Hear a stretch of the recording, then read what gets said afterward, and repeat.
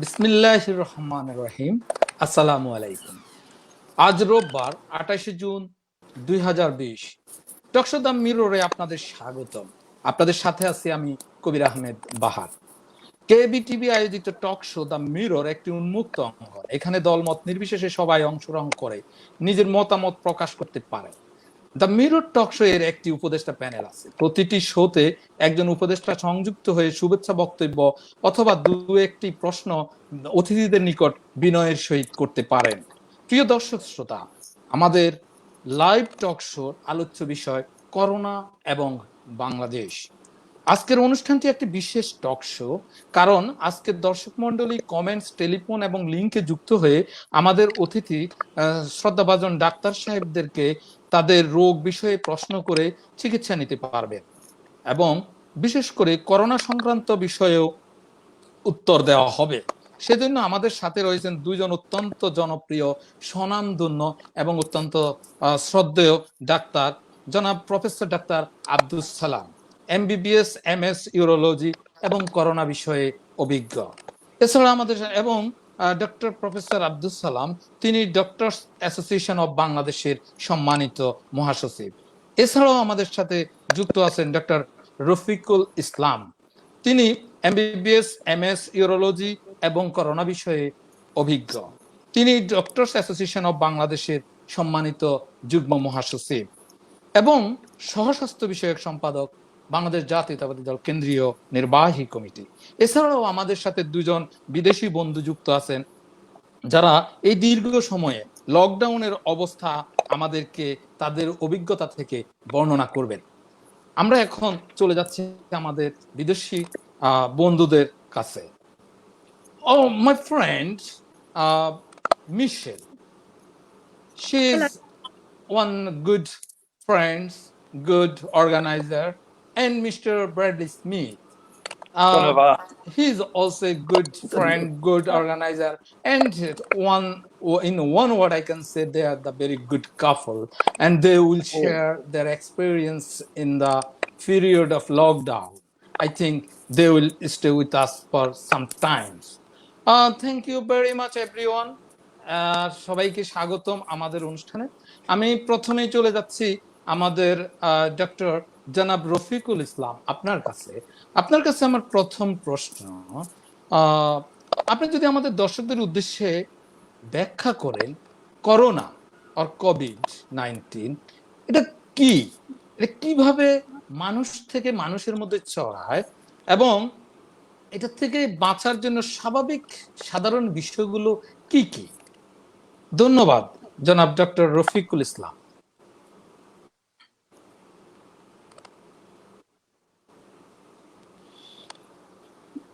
বিসমিল্লাহির রহমানির রহিম। আসসালামু আলাইকুম।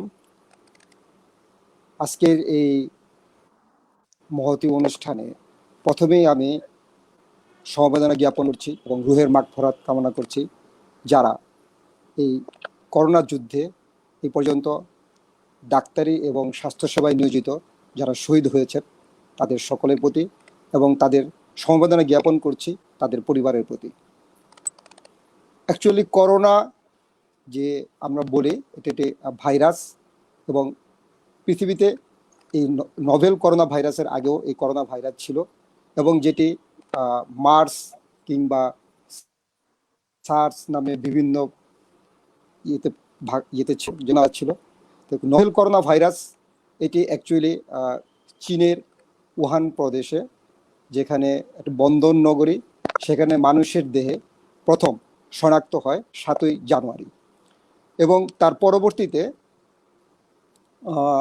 এই নভেল করোনা ভাইরাস তারা যে রোগটি আবিষ্কৃত হয় তার নাম দেওয়া হয় COVID-19, যেটি যার দ্বারা এই COVID-19 রোগে 10ই জানুয়ারিতে প্রথম মৃত্যুবরণ করে, এবং 11ই জানুয়ারি 2020 সালের 11ই জানুয়ারি এটি COVID-19 রোগে নাম হিসেবে শনাক্তকরণ হয়। তো COVID-19 রোগটি যে নভেল করোনা ভাইরাস দ্বারা শনাক্ত হয় সেটি আসলে অ্যাকচুয়ালি পরবর্তীতে যে অর্গানাইজেশন 30শে জানুয়ারি এই রোগটিকে গ্লোবাল ইমার্জেন্সি হিসেবে ঘোষণা করেন। এবং বাংলাদেশে যেহেতু এটি বাংলাদেশ ও করোনা সংক্রান্ত ডিজিজ, তাই বাংলাদেশেও এটি কখন আসে সেটি সম্পর্কে আমাকে বলতে হবে। যে 8ই মার্চ বাংলাদেশে প্রথম করোনা রোগী শনাক্ত হয় এবং পরবর্তীতে 11ই মার্চ ওয়ার্ল্ড হেলথ অর্গানাইজেশন করোনার এই রোগটিকে সারা ওয়ার্ল্ডেই প্যান্ডেমিক হিসেবে, মানে বিশ্ব মহামারী হিসেবে এটিকে ঘোষণা করেন, শনাক্ত করেন। কোভিড যে রোগটি সেটি অ্যাকচুয়ালি কোনো যেই ড্রপলেট, যেটা আমরা হাঁচি সর্দি কাশি এর যে ড্রপলেট হয়, সেই ড্রপলেটের মাধ্যমে সাধারণত কোনো সারফেসে আসলে সেখান থেকে যদি কারো টাচের মাধ্যমে, হাতের মাধ্যমে, টাচের মাধ্যমে যদি নাক কিংবা মুখে আসে, তখন এই শ্বাসনালী, মুখ অথবা কনজাংটিভা যেটা চোখের মাধ্যমে এই রোগটি মানুষের দেহে প্রবেশ করতে পারে। তাই যদি এই রোগটিকে এখন প্রতিরোধের বা উপায় কি, কিভাবে আমরা এই রোগটির সংক্রমণ থেকে আমরা রক্ষা পেতে পারি? এই রোগ সাধারণত দেখা যায় যে মানুষ থেকে মানুষের মাধ্যমেই যেহেতু ছড়াচ্ছে, তাই আমরা এই রোগটিকে প্রতিরোধ করতে গেলে প্রথমে আমরা যেটা ওয়ার্ল্ড হেলথ অর্গানাইজেশনের মাধ্যমে কিছু স্বাস্থ্যবিধি মেনে চলার জন্য যেটা বলা হয়েছে, তার মধ্যে প্রথমেই বলা হয় যে হ্যান্ড ওয়াশ, মানে হাত ধৌতকরণ। এই হাত ধৌতকরণ, হ্যান্ড ওয়াশ এটি একটি যেটা আমরা বলি যে সোপ দিয়ে, তারপরে যে অ্যান্টিসেপটিক যে কোনো রসায়ন দিয়ে অথবা 70% অ্যালকোহলযুক্ত যে কোনো ডিটারজেন্ট দিয়ে এই হাত হ্যান্ড ওয়াশ করলে তার মাধ্যমে হাতটি এই জীবাণুমুক্ত হওয়া সম্ভব। এবং আমরা বলি যে মিনিমাম 20 সেকেন্ড এই হাত থেকে ধোয়ার জন্য। আর এরপর আমরা বলি যে হাত যেটা যেন নাক, মুখ অথবা চোখে যেন হাতকে স্পর্শ না করা। আমরা আরো সাজেশন করি যে প্রয়োজন বোধে বিশেষ করে যারা স্বাস্থ্য সেবায় নিয়োজিত আছেন তাদেরকে অবশ্যই প্রোটেক্টিভ মাস্ক, যেটা আমরা বলি সার্জিক্যাল মাস্ক অথবা N95 মাস্ক, তাদেরকে ব্যবহার করার জন্য, অথবা যারা অসুস্থ রোগী আছেন তাদের ক্ষেত্রেও আমরা মাস্ক ব্যবহার করতে বলি। এছাড়া যেগুলো জনবহুল এরিয়া আছে সেই বহুল এরিয়াগুলো যেন এড়িয়ে চলা হয়। এবং ধন্যবাদ। ডিস্টেন্স, যেটা আমরা বলি যে সাধারণত যেন 6 ফিট ডিস্টেন্সে মেনে চললে, দূরত্ব মেনে চললে এটা হয়। জি জি জি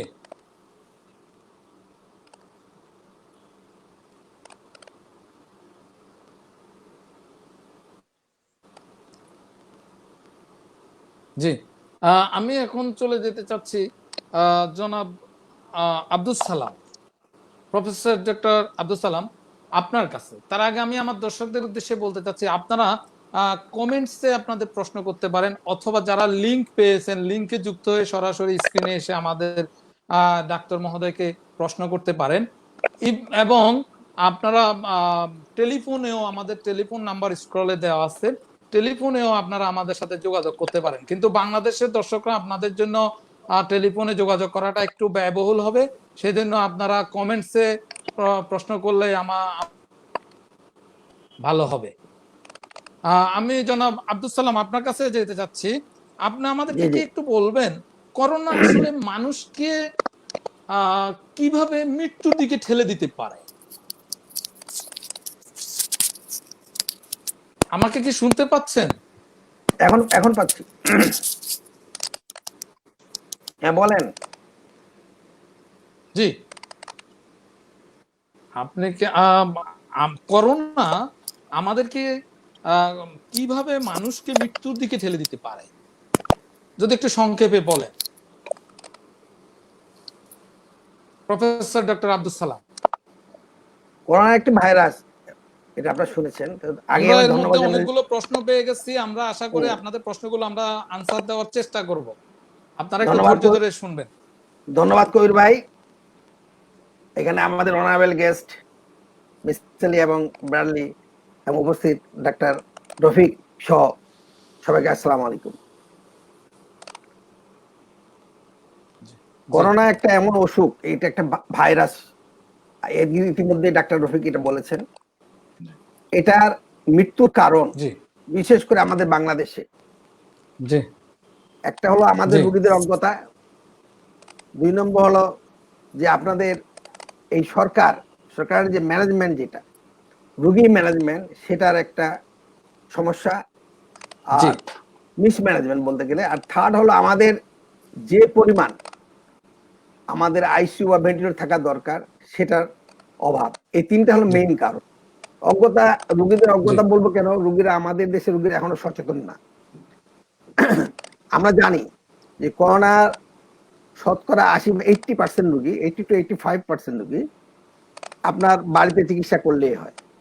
জি করোনার যে সিমটম আপনারা জানেন, মাথা ব্যথা, সর্দি, কাশি, গলা ব্যথা, শ্বাস প্রশ্বাসে অসুবিধা, পাতলা পায়খানা, এগুলা যদি নর্মালের মধ্যে থাকে, যদি বেশি সিমটম হতো, severe, mild, moderate and severe, mild হইলে আমরা 80 to 85% পেশেন্ট আমরা বাড়িতে চিকিৎসা করতে পারি।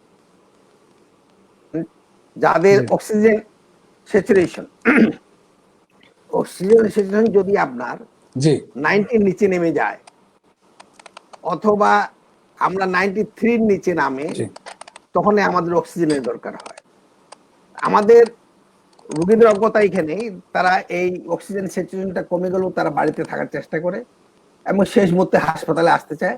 এবং হাসপাতাল মিসম্যানেজমেন্ট এখানে হলো, এক হাসপাতাল থেকে আরেক হাসপাতাল ঘুরতে ঘুরতে অনেকে দেখা গেছে অ্যাম্বুলেন্সে মৃত্যুবরণ করেছে। আমাদের এমন ইতিহাস আছে এই বাংলাদেশে। অনেক আমরা দেখেছি, জি মুগদার জি একটি করিডোরে একটি বাচ্চা চিকিৎসা না পেয়ে মারা গেছে অক্সিজেনের অভাবে বা চিকিৎসার অভাবে। এটা হলো অজ্ঞতা। 2 নম্বর জি হলো আমরা হসপিটালে ভর্তি হলেও আমাদের যে জি ভেন্টিলেটর দরকার সেটি জি পর্যাপ্ত নাই। যে সমস্ত লোকদের পাওয়া উচিত ছিল বা পাওয়া দরকার তারা পাচ্ছে না। এটা 2 নম্বর। 3 নম্বর হলো যে আমাদের জি আইসিইউর অভাব। আইসিইউ বাংলাদেশে 380টি, তার মধ্যে ঢাকা জি শহরে 180টি। আবার এই 180টির মধ্যে অধিকাংশ কাজ করে না বা চলতেছে না। এটা আপনারা শুনেছেন 2 দিন আগে জি মুগদা হাসপাতালে, মুগদা না কুমিল্লা হাসপাতালের একজন পরিচালক বলতেছিলেন যে তাদের আইসিইউ আছে কিন্তু জনবল জি নাই, তাদের এক্সপার্ট অ্যানাস্থেটিস্ট যারা চালাবেন সেটি নাই। এই আমাদের মোটামুটি 3টি কারণে আমাদের অজ্ঞতা, একটা হলো মিসম্যানেজমেন্ট, আর একটা হলো আমাদের জি ভেন্টিলেটর বা আইসিইউর অভাবের জন্য বাংলাদেশের রোগীরা মারা যাচ্ছে। জি ধন্যবাদ আপনাকে। আমরা অনেকগুলো কোশ্চেন অলরেডি পেয়ে গেছি। আপনাদের দর্শকদের উদ্দেশ্যে আমি বিনয়ের সহিত বলতে চাই, আপনারা জাস্ট অপেক্ষা করুন, আপনাদের প্রশ্নগুলোর উত্তর আমাদের ডক্টর মহোদয়, আজকের অতিথি, দেওয়ার চেষ্টা করবে। আমরা জাস্ট আমাদের সাথে সরাসরি লাইনে যুক্ত আছেন একজন রোগী, উনি একটা প্রশ্ন করবেন, আমি ওনাকে কানেক্টেড করে নিচ্ছি। মিস্টার ইঞ্জিনিয়ার বেলায়েত হোসেন, আপনি যদি নিজে রোগী হন, আপনার নাম বলে, বয়স বলে আপনার সমস্যাটা বলতে পারেন, খুব আমি কুইকলি একটু বলেন। আমি আমি ইঞ্জিনিয়ার বেলায়েত হোসেন। আমার এক মামাতো ভাই সেই কিডনির পেশেন্ট। তার একটা কিডনি নাই, আর একটা কিডনিতে এমন সিচুয়েশন, তার মানে প্রস্রাব ইরেগুলার হয়ে গেছে এবং প্রস্রাব করতে খুব কষ্ট হচ্ছে। অন্যদিকে যেহেতু করোনা মহামারীর কারণে নর্মাল বিভিন্ন রোগীরাও হসপিটালাইজ হতে পারতেছে না। সেই মুহূর্তে আমরা তাকে নিয়ে খুব অস্বস্তিতে আছি। তার জন্য আমি আমাদের ডাক্তারদের নিকট আমার প্রশ্ন হলো, এই মুহূর্তে আমাদের করণীয় কি? জি ধন্যবাদ আপনাকে। আমরা আপনার প্রশ্ন পেয়েছি। জি, এই মুহূর্তে তাদের করণীয় কি, প্লিজ কে বলবেন? প্রফেসর আব্দুল সালাম। আমি বলবো ঠিক আছে, জি, না উনি লাইফে থাকলে ভালো হতো। তার রোগীটার আচ্ছা, বয়স কত লাইভে আমি নিয়ে আসছি। জানতে। ও রুগী বয়স কত? ইঞ্জিনিয়ার রোগীর বেলায়েত হোসেন। বয়স 48 বছর। 48 বছর। ওনার সমস্যা এখন 48 ইয়ার্স। উনি এখন পেশাব করতে পারছেন না। জি, একটা কিডনি যখন ফেলে দেওয়া হলো, কি কারণে ফেলা হয়েছিল, কারণটা কি ছিল? ওইটা ওই কিডনিটা ওনার মানে ফুললি ইনফেকশন হয়ে গেছে, তখন ওইটা ফেলে দিতে হচ্ছে। আচ্ছা আচ্ছা আচ্ছা। না, এখন আমাদেরকে জানতে হবে তার পেশাব যেহেতু কম কম হচ্ছে, পেশাবে তার সিমটম আছে, জ্বালাপোড়া আছে, তো পেশাবটা কম হচ্ছে কেন? একটা হতে পারে যে কিডনিটা আছে সে কিডনিটা কতটুকু কাজ করছে। মানে সে কিডনিটা কি ঠিক মতো কাজ করছে, এই জন্য আমাদের আগে ইউরিনটা পরীক্ষা করে জানতে হবে ইনফেকশন আছে কিনা। 2 নম্বর হলো তার জি। কিডনিটা কতটুকু এখন কাজ তো করছে। যেহেতু থার্ড কোভিড হলো টাইম, তার পেশাবের রাস্তায় কোনো সমস্যা আছে কিনা। আপনারা জানেন যে স্ট্রিকচার হয়, পেশাব নালী চিকন হয়ে যায়, এগুলা ডিজিজ আছে কিনা এগুলা জানতে হবে। যদি কিডনিটা প্রপারলি কাজ না করে তাহলে তো ক্রিয়েটিন বাড়তে পারে, আবার ইনফেকশন হলেও ক্রিয়েটিন বাড়তে পারে, আবার যদি কোনো আউটলেট অবস্ট্রাকশন থাকে সেটার জন্য তো অসুবিধা হতে পারে।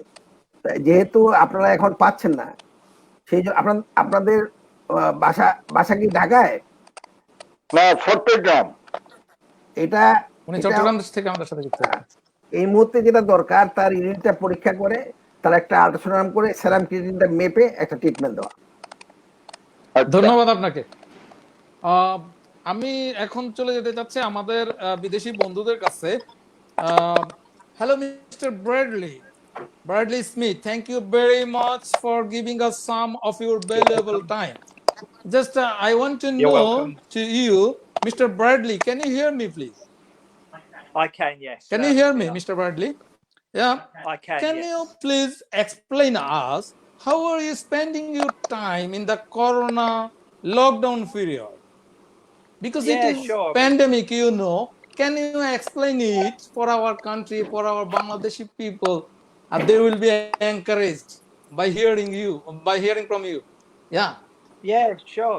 During the lockdown in England, we had complete lockdown. All we could do was basically exercise once a day, go out food shopping to do essentials, and if possible, work from home. So during that time, I exercised 2 or 3 times a week, go walking, which I think is good for mental health. And where we live, we're very fortunate that we've got places where you can go walking. So food shopping was shared on a weekly basis between me and Michelle, because you're only allowed one person at a time in the supermarkets in England. So food shopping, and that was it really. Just literally working from home, go and exercise a couple of times a week for mental health, and that's it really. Managing to work from home. Oh, thank you very much for your nice explanation. Yeah. Can you share some few words for the Bangladeshi people? Actually, what they should do at this situation at the lockdown period. Yeah, What is just your follow advice advice. for our Bangladeshi people? No, that's fine. Follow any advice that you're given. Stay at home if possible. Work from home if possible. I know it's not easy to work from home, but if you can work from home, Yeah. exercise if possible, because I think that's good for mental health. Being cooped up indoors 24/7 is quite difficult, so try and exercise. If you do go out, if you're in crowded spaces, which is hard to social distance, because in the UK we've got a 2 metre social distancing rule, which is going to change, I believe, 4th of July to 1 metre. But where possible, social distance. If you are indoors in crowded areas, try and wear a mask if possible, because if you are a carrier, wearing a mask obviously prevents it from being passed on. It's just really difficult, because you just got to follow the advice given. Really, wash your hands whenever possible. Probably similar to out there, we have to wash them for 20 seconds. If you do go out, treat every surface that has got COVID. Everyone present, should try and take wash your care hands. themselves. Yes, definitely. Yeah, just follow every advice you can. Social distance, wear a mask. Thank you possible. very much, Mr. Bradley Smith. Please stay You're with us welcome. for some No times. problem. I'm going to one patient. Hey. The patient name is Dr. Mr. Rafiqul Islam. আপনার কাছে প্রশ্ন করেছেন মুনতাসির হাসান। তার কথা হলো যে তার প্রশ্নটা হলো এরকম, কোভিড-19 এর কারণে আমাদের যে অর্থনীতির খুব ক্ষতি হয়েছে, এটা কি কেটে ওঠা সম্ভব? Mister Rafiqul Islam, can you hear me? আমাকে কি শুনতে পাচ্ছেন?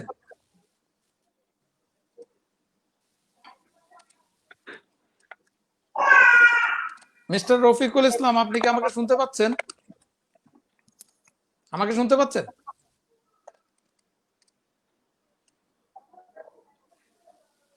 হ্যালো।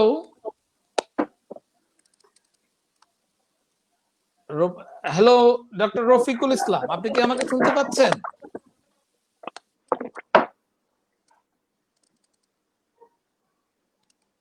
আপনার কথা আমরা শুনতে পাচ্ছি না। আপনি আবার আপনার ইয়ারফোনটাকে আবার রিকানেক্ট করে নেন প্লিজ। আপনার ইয়ারফোনটাকে রিকানেক্ট করে নেন। আমরা এখন পরবর্তী প্রশ্নে চলে যাচ্ছি।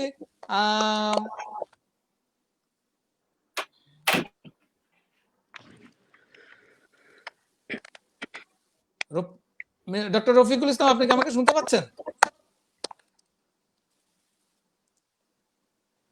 আমি চলে যেতে চাচ্ছি ডক্টর আব্দুল সালাম, প্রফেসর আব্দুল সালাম আপনার কাছে প্রশ্ন করেছেন ইকরামুল ইসলাম সৌরভ। ইকরামুল ইসলাম সৌরভের প্রশ্নটি হচ্ছে,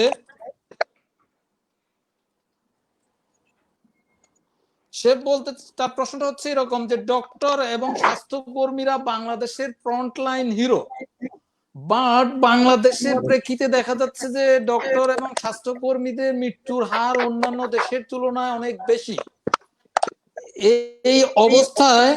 এই অবস্থা কেন হচ্ছে? উনি অনেক বড় কোশ্চেন করেছেন, আমি সামারি করছি এইভাবে যে বাংলাদেশে কেন এটা হচ্ছে এবং এটা থেকে আমরা কিভাবে রক্ষা পেতে পারি, আপনি যদি সংক্ষেপে বলেন। কোশ্চেনটা খুব সুন্দর। আমরা অ্যাকচুয়ালি বাংলাদেশে যারা ফ্রন্ট ফাইটার, চিকিৎসক, নার্স বা পুলিশ, জি, আমরা ইতিমধ্যে আমাদের 70-এর কাছাকাছি চিকিৎসক মারা গেছে, আর পুলিশও মারা গেছে। এটা দুঃখজনক। আমাদের অনেক আলোকিত মানুষকে আমরা হারিয়েছি, আমরা ফ্রন্ট ফাইটার যারা। এটা আপনারা জানেন যে ডাক্তারদের সুরক্ষার জন্য যে সমস্ত সামগ্রী দরকার, যেমন পিপি, তারপর মাস্ক, গ্লাভস এবং গগলস, এটার অভাব বাংলাদেশে হয়েছে এবং হাসপাতালে প্রপারলি প্রথম দিকে সাপ্লাই দেওয়া হয়নি। আর যেটিও সাপ্লাই দেওয়া হয়েছিল, আপনারা জানেন যে N95 প্যাকেটের মধ্যে একটা কি বলবো প্রতারণামূলক ভাবে অন্য মাস্ক দেওয়া হয়েছে। আমাদের প্রথম থেকে আমরা ডাক্তাররা বা চিকিৎসকরা যারা ফ্রন্ট ফাইটার, আমরা প্রতারণার মধ্যেই পড়েছি। আমরা ঠিক মতো পিপি পাইনি, ঠিক মতো মাস্ক পাইনি, ঠিক মতো গগলস পাইনি। এবং আরেকটা জিনিস, যেটা যারা আমরা ফ্রন্ট ফাইটার যারা চিকিৎসা করছি রোগীদেরকে, তাদের যেটা ট্রেনিং দরকার ছিল, সেই ট্রেনিংটা মধ্যে প্রপারলি হয়নি। কারণ আমরা কিভাবে মাস্ক পরবো, কিভাবে গ্লাস পরবো, কিভাবে পিপি পরবো এবং এটা কিভাবে খুলতে হবে, এই যে ট্রেনিংটা, এটাও ইমপ্রপার হয়েছে।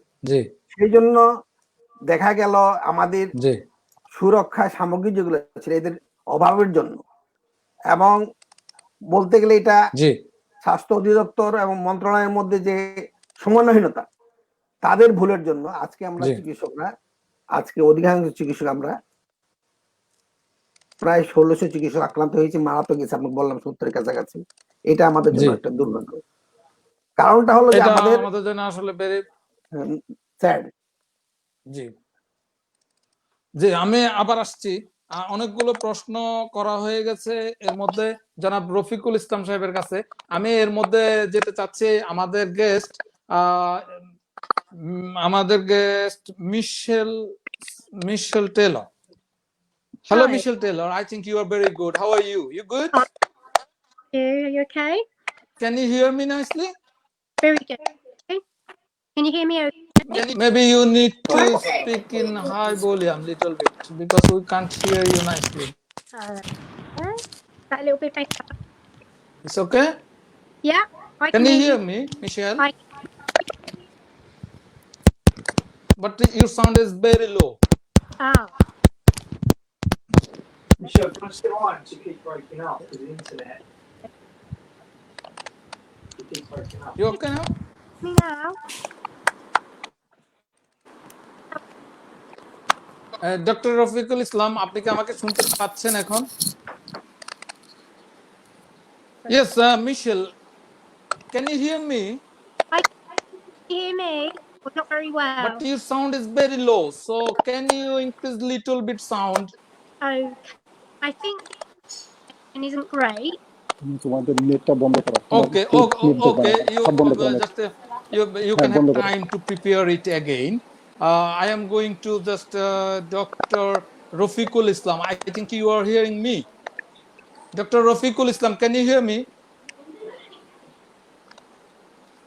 Yeah, yes.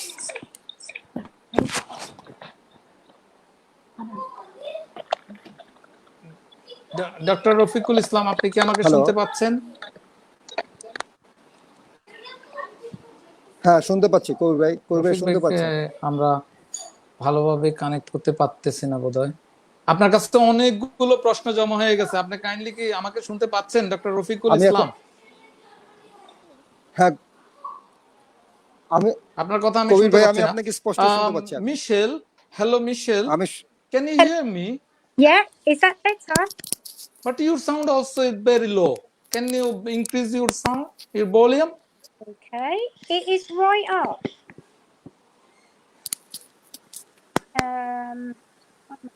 Is okay? Yeah, it is very it's No, your volume, your sound is not enough for to hear me. I can would you like me to go onto Bradley's phone? Okay, now now it is okay. It's okay? Yeah, just my question to you, can you please explain us what is your experience in corona lockdown period in England? Okay. Well, when coronavirus first hit, I found it hard to digest and understand how basically something can have such an impact on our lives. And also, I suppose I really want to believe it really happened into us in the UK. That's quite an unreal situation. But when you Yeah, watch the deaths increase each day on seeing horrifying of people their last breath, made me realise to follow the rules and take lockdown extremely. সব রুমে যাও। let's speak little bit loudly. Okay, can you hear me? Yeah, nice. Now, very nice. So basically, it's really extremely serious.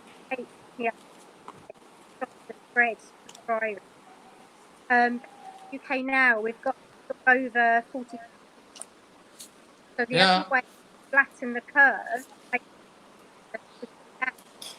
is to follow the rules of lockdown. Otherwise, they'll just continue very long period of the lockdown. at Yeah. But basically, me and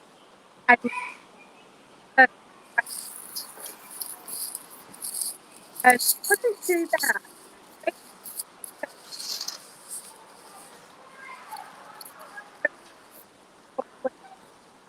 Going back to the internet. So it's all very different, of course, but watching the news means you just hear Yeah. us and stay at home. Luckily, it was a little bit of a because I have chronic fatigue syndrome. So it's actually quite nice to stay at home. It means that I could work from home, I could rest more. So it was otherwise. So for me,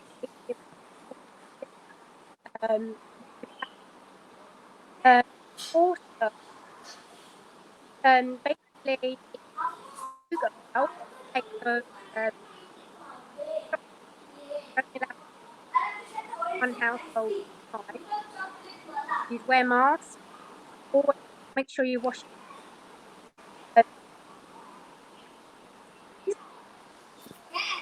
Just you like to give some advice to the Bangladeshi people to Yeah, stay home, to yeah, take I care of themselves. had stay at home.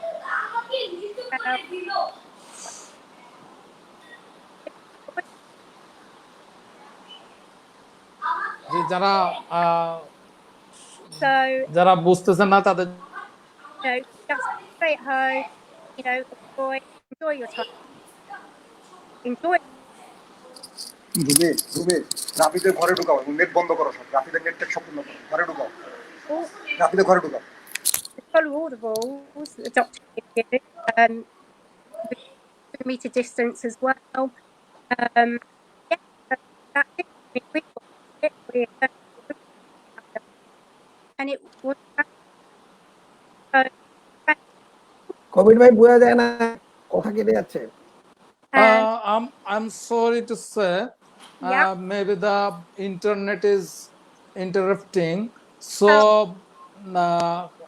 can you speak little bit loudly? Okay. Well, Yes. it's done actually. Yeah. Now it is very nice. Okay okay. I to say to the Bangladeshi people was Doniva. Is that right? Yeah. Donivu or Yeah. Donuva. What does that mean in Bangladesh? Yeah. Is that helpful? Yes. Bangladeshi people should stay in safe distance, maintain safe distance, stay in home, Yeah. take care themselves. Yeah. Very And- very good advice. I think our people are very responsible. They should be more responsible to face the corona, the Yeah. COVID-19. Mm-hmm. Thank you very much. Michelle, thank you very much for joining with us, and you are giving a very important time from your life. I think it will be very rememberable for us, and Bangladeshi people will remember you both for a long time Oh. because you try to encourage the all Bangladeshi people by your nice some words. Oh. Thank you very much, and I am so much grateful to you, both of you, Bradley Smith and Michelle Taylor. And Bradley, thank you very much. Michelle, thank you very much. And I am again Thank very you, bye. grateful from our country people. Thank you. See you thank you next thank time. You thank you thank you Thank you very much. Thank Bye-bye. you. Bye bye. Bye. Okay, এখন কি doctor Rafiqul Islam, আপনি কি এখন শুনতে পাচ্ছেন? জি জি জি কবির সাহেব, জি এখন শুনতে আপনি আপনাকে শুনতে আপনার পাচ্ছি। কাছে অনেকগুলো প্রশ্ন জমা হয়ে গেছে। আপনার কাছে Please, আমি প্রথম থেকে please. শুরু করি। অনেকগুলো প্রশ্ন। আহ, আহ, রফিকুল ইসলাম আপনার কাছে প্রশ্ন করেছেন ইকরামুল ইসলাম সৌরভ। ও না, ইকরামুল ইসলাম সৌরভ, তার প্রশ্নটার উত্তর কিছুটা দেওয়া হয়ে গেছে। তিনি বলছিলেন যে government say they are successfully tracking COVID situation, do you agree with them? It is one of the question, and another one is management is everywhere in health sector, patients do not get proper treatment. This question is from Mahmoud Hassan. Mohammad Hasan এই প্রশ্নটি আপনার কাছে করেছে। আরেকটা question আমি দিয়ে দিই, আপনার এগুলো আনসার একত্রে দিবেন। সেটা হলো শাহরিয়ার সৌরভ, সে প্রশ্ন করেছে who says test test and test, I think we are failing to perform enough test. অর্থাৎ স্বাস্থ্য সংস্থা ওয়ার্ল্ড হেলথ অর্গানাইজেশন বলছে টেস্ট টেস্ট যত বেশি টেস্ট পারো করো, কিন্তু বাংলাদেশ সেটা করতে বোধহয় ব্যর্থ হচ্ছে। আপনার মতামত? আরেকটা প্রশ্ন আমি এর সাথে দিয়ে দিচ্ছি, সেটা হলো রেজাউল করিম, এমডি রেজাউল করিম প্রশ্ন করেছেন আপনার কাছে what complications May arise from Covid in future. So আপনি 3-4টা প্রশ্ন আপনাকে দিয়ে ফেলেছি, আপনি কাইন্ডলি এগুলো উত্তর দেন। প্রথমেই যেটা জানাতে যাচ্ছি যে বাংলাদেশ গভর্নমেন্ট যে কোভিডের ব্যাপারে যেটা বলছে যে তারা সাকসেস বা তাদের কি, সেটার ব্যাপারে আমার অভিমত হলো, দেখেন যে বাংলাদেশ সরকার যে প্রথম যে আমি করোনার যে উপসর্গটা টেনেছিলাম, যে প্রথম যে বাংলাদেশ সরকার প্রায় 3 মাসের মতো বেশি সময় পায় করোনার যখন প্রথম এফেক্ট ওয়ার্ল্ডে পড়ে তার থেকে। কারণ 7ই জানুয়ারি চীন প্রথম করোনা রোগী শনাক্ত হয়। এর আগে 23শে ডিসেম্বর চীনে প্রথম নিউমোনিয়ার নিয়ে যখন ধরা পড়ে, তখন ওয়ার্ল্ড হেলথ অর্গানাইজেশন সারা বিশ্বকে এই ব্যাপারে সাবধান করেছিল। কিন্তু বাংলাদেশে এই রোগটি প্রথম ধরা পড়ে 8ই মার্চ। সুতরাং প্রায় 3 মাসের মতো সময় পেল, পর্যাপ্ত প্রস্তুতি থাকার সময় পেল বাংলাদেশ সরকার সেই ব্যাপারে প্রস্তুতি নিতে ব্যর্থ হয়েছে। এই কারণে ব্যর্থ হয়েছে যে তখন তারা একটি বিশেষ দিবস পালন করার জন্যই বেশি ব্যস্ত ছিল।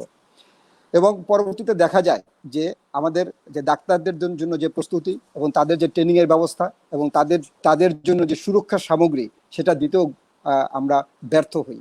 এবং এখন যার ফলশ্রুতিতে আমরা দেখতে পাচ্ছি বাংলাদেশে প্রায় মোর দেন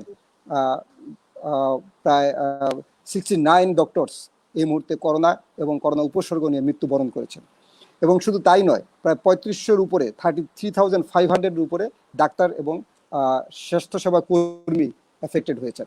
এবং শুধু এই জন্যই যে পরবর্তীতে যে প্রিপারেশন, যার কারণে বাংলাদেশ সরকার সাধারণ ছুটি ঘোষণা করেন এবং লকডাউনের মতো, যেটা আমাদের পার্শ্ববর্তী অনেক কান্ট্রি যেখানে সামরিক শাসন পর্যন্ত কারফিউ পর্যন্ত জারি করেছেন, যেমন সৌদি আরব কারফিউ জারি করেছিলেন, কিন্তু সেই তুলনায় আমরা কিছুই করতে পারিনি। তা আমরা সেখানে সাধারণ ছুটি দিয়ে লকডাউনের নামে সাধারণ ছুটি ঘোষণা করে আমরা একটা আনন্দ উৎসবের মধ্যে করেছি। আমাদের জনগণ ঢাকা থেকে তারা তাদের গ্রামের বাড়িতে যান এবং তারা গ্রামের বাড়িতে থেকে আবার পুনরায় যখন গার্মেন্টস শ্রমিকদের জন্য গার্মেন্টস খোলা হয় তারা আবার ঢাকায় ব্যাক করেন। তার ফলে দেখা যায় যে সংক্রমণের হারটা অনেকাংশে বৃদ্ধি পেয়েছে। এবং আমি আরেকটু আপনাকে উদাহরণ দিয়ে আরেকটু ক্লিয়ার করে দিচ্ছি। দেখেন যে তারা কিছু জোনাল ভিত্তিক জোন এখন ভাগ করেছে, যেটাকে বলে আমরা রেড জোন অথবা গ্রিন জোন, ইয়েলো জোন। এই রেড জোনাল ভিত্তিক যে ভাগ করেছে সেখানে কোনো তারা স্বাস্থ্যসেবায় নিয়োজিত এরকম কাউকে এক্সপার্টাইজকে সেখানে দেননি। তারা তাদের প্রশাসনিক ক্ষমতা বলে তারা এটি করেছেন। এবং তাদের সমন্বয় যে নেই সেটার একটা উদাহরণ যে সিটি কর্পোরেশন, তারা যখন এটাকে জোনাল ভিত্তিক তারা ডিক্লারেশন করে, সিটি কর্পোরেশন তাদেরকে ডিনাই করে যে তারা এই মুহূর্তে সেটার জন্য প্রস্তুত নয়। তার মানে কি বাংলাদেশ সেই সেই প্রপারলি সেভাবে এই প্রিপারেশনটা নিতে পারে নাই বিধায় আজকে আমাদের এই স্বাস্থ্য ঝুঁকিতে বাংলাদেশের নাগরিকগণ ফেস করতে হচ্ছে। তাই আমরা মনে করি এই মুহূর্তে যে প্রপার ডিসিশন এবং টেকনিক্যাল কমিটির নিয়োগের মাধ্যমে এবং সেখানে স্বাস্থ্যসেবায় যারা জড়িত আছেন তাদেরকে নিয়োগের মাধ্যমে এই পরিস্থিতিকে মোকাবেলা করা সম্ভব। এবং পর্যাপ্ত পরিমাণ ট্রেনিং এবং পর্যাপ্ত পরিমাণ স্বাস্থ্য সুরক্ষার যে ব্যবস্থা আছে সেটাকে করতে হবে এবং জনগণকে সচেতন করতে হবে। যেভাবেই হোক জনগণকে একটি প্রপার গাইডেন্সের মাধ্যমে জনগণকে এই করোনা মোকাবেলার জন্য নিয়ে আসতে হবে। অথবা নেক্সট যেভাবে দেখা যাচ্ছে যে বাংলাদেশ স্বাস্থ্য ঝুঁকির জন্য বিরাট একটা সম্মুখীন হতে পারছে। দ্বিতীয় কোশ্চেন, কবির ভাই, দ্বিতীয় কোশ্চেনটা আপনার ছিল কি? সেকেন্ড কোশ্চেনটা আপনি সেকেন্ড কোশ্চেন ছিল যে আরেকটি কোশ্চেন ছিল যেটা যে ম্যানেজমেন্ট কি হেলথ সেক্টরের জন্য এনাফ কিনা, patient do not get proper treatment. যদি ম্যানেজমেন্ট এনাফ হয় তাহলে পেশেন্ট কেন প্রপার ট্রিটমেন্ট পাচ্ছে না? অ্যাকচুয়ালি সেটা আমি বলতে চাই যে মানে আপনি যে দেখেন যে বাংলাদেশের যে কোভিড এবং নন কোভিড দুই ধরনের রোগী, আমরা এখন নন কোভিড রোগীরা বর্তমানে খুব বেশি সাফারার হচ্ছেন। কারণ একই হসপিটাল, আমাদেরকে ভাবলে চলবে না যে বাংলাদেশের যে হসপিটালগুলো যেভাবে ইনফ্রাস্ট্রাকচার ডেভেলপ হয়েছে সেটা কিন্তু বিদেশের মতো ফরেন কান্ট্রির মতো নয়। ফরেন কান্ট্রিগুলো যে ইনফ্রাস্ট্রাকচার আছে সেখানে তারা কোভিড এবং নন কোভিড দুই ধরনের রোগী তারা ট্রিটমেন্ট করতে পারেন। কিন্তু বাংলাদেশে দেখা যাচ্ছে যে হসপিটালগুলোকে কোভিড এবং নন কোভিড ভাবে যেভাবে ডিক্লারেশন করেছেন তাতে দেখা যাচ্ছে যে একজন ডাক্তারের মাধ্যমে প্রায় অনেকগুলো রোগী ইনফেক্টেড হতে পারেন। তাই দেখা যাচ্ছে যে প্রায় 10 জন ইসের মাধ্যমে যে ডাক্তার রোগীর মাধ্যমে ওয়ার্ল্ড হেলথ অর্গানাইজেশন বলছে 10 জন রোগীর মাধ্যমে একজন ডাক্তার কিন্তু ইনফেক্টেড হন।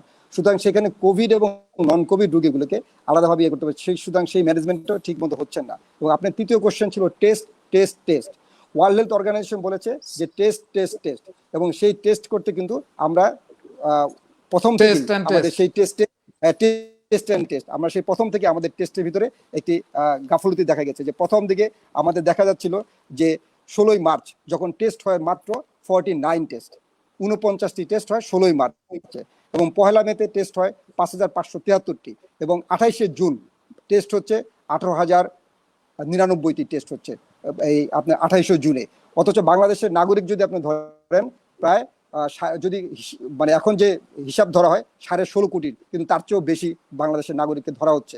তো সেই হিসেবে দেখা যাচ্ছে যে ওয়ার্ল্ডোমিটার, যেটা আমরা বলি ওয়ার্ল্ডোমিটারে যে এই রেটটা দেখা হয় তাতে দেখা যাচ্ছে যে বাংলাদেশে প্রতি 10 লক্ষ লোকে 4,139 জনের টেস্ট করা হচ্ছে।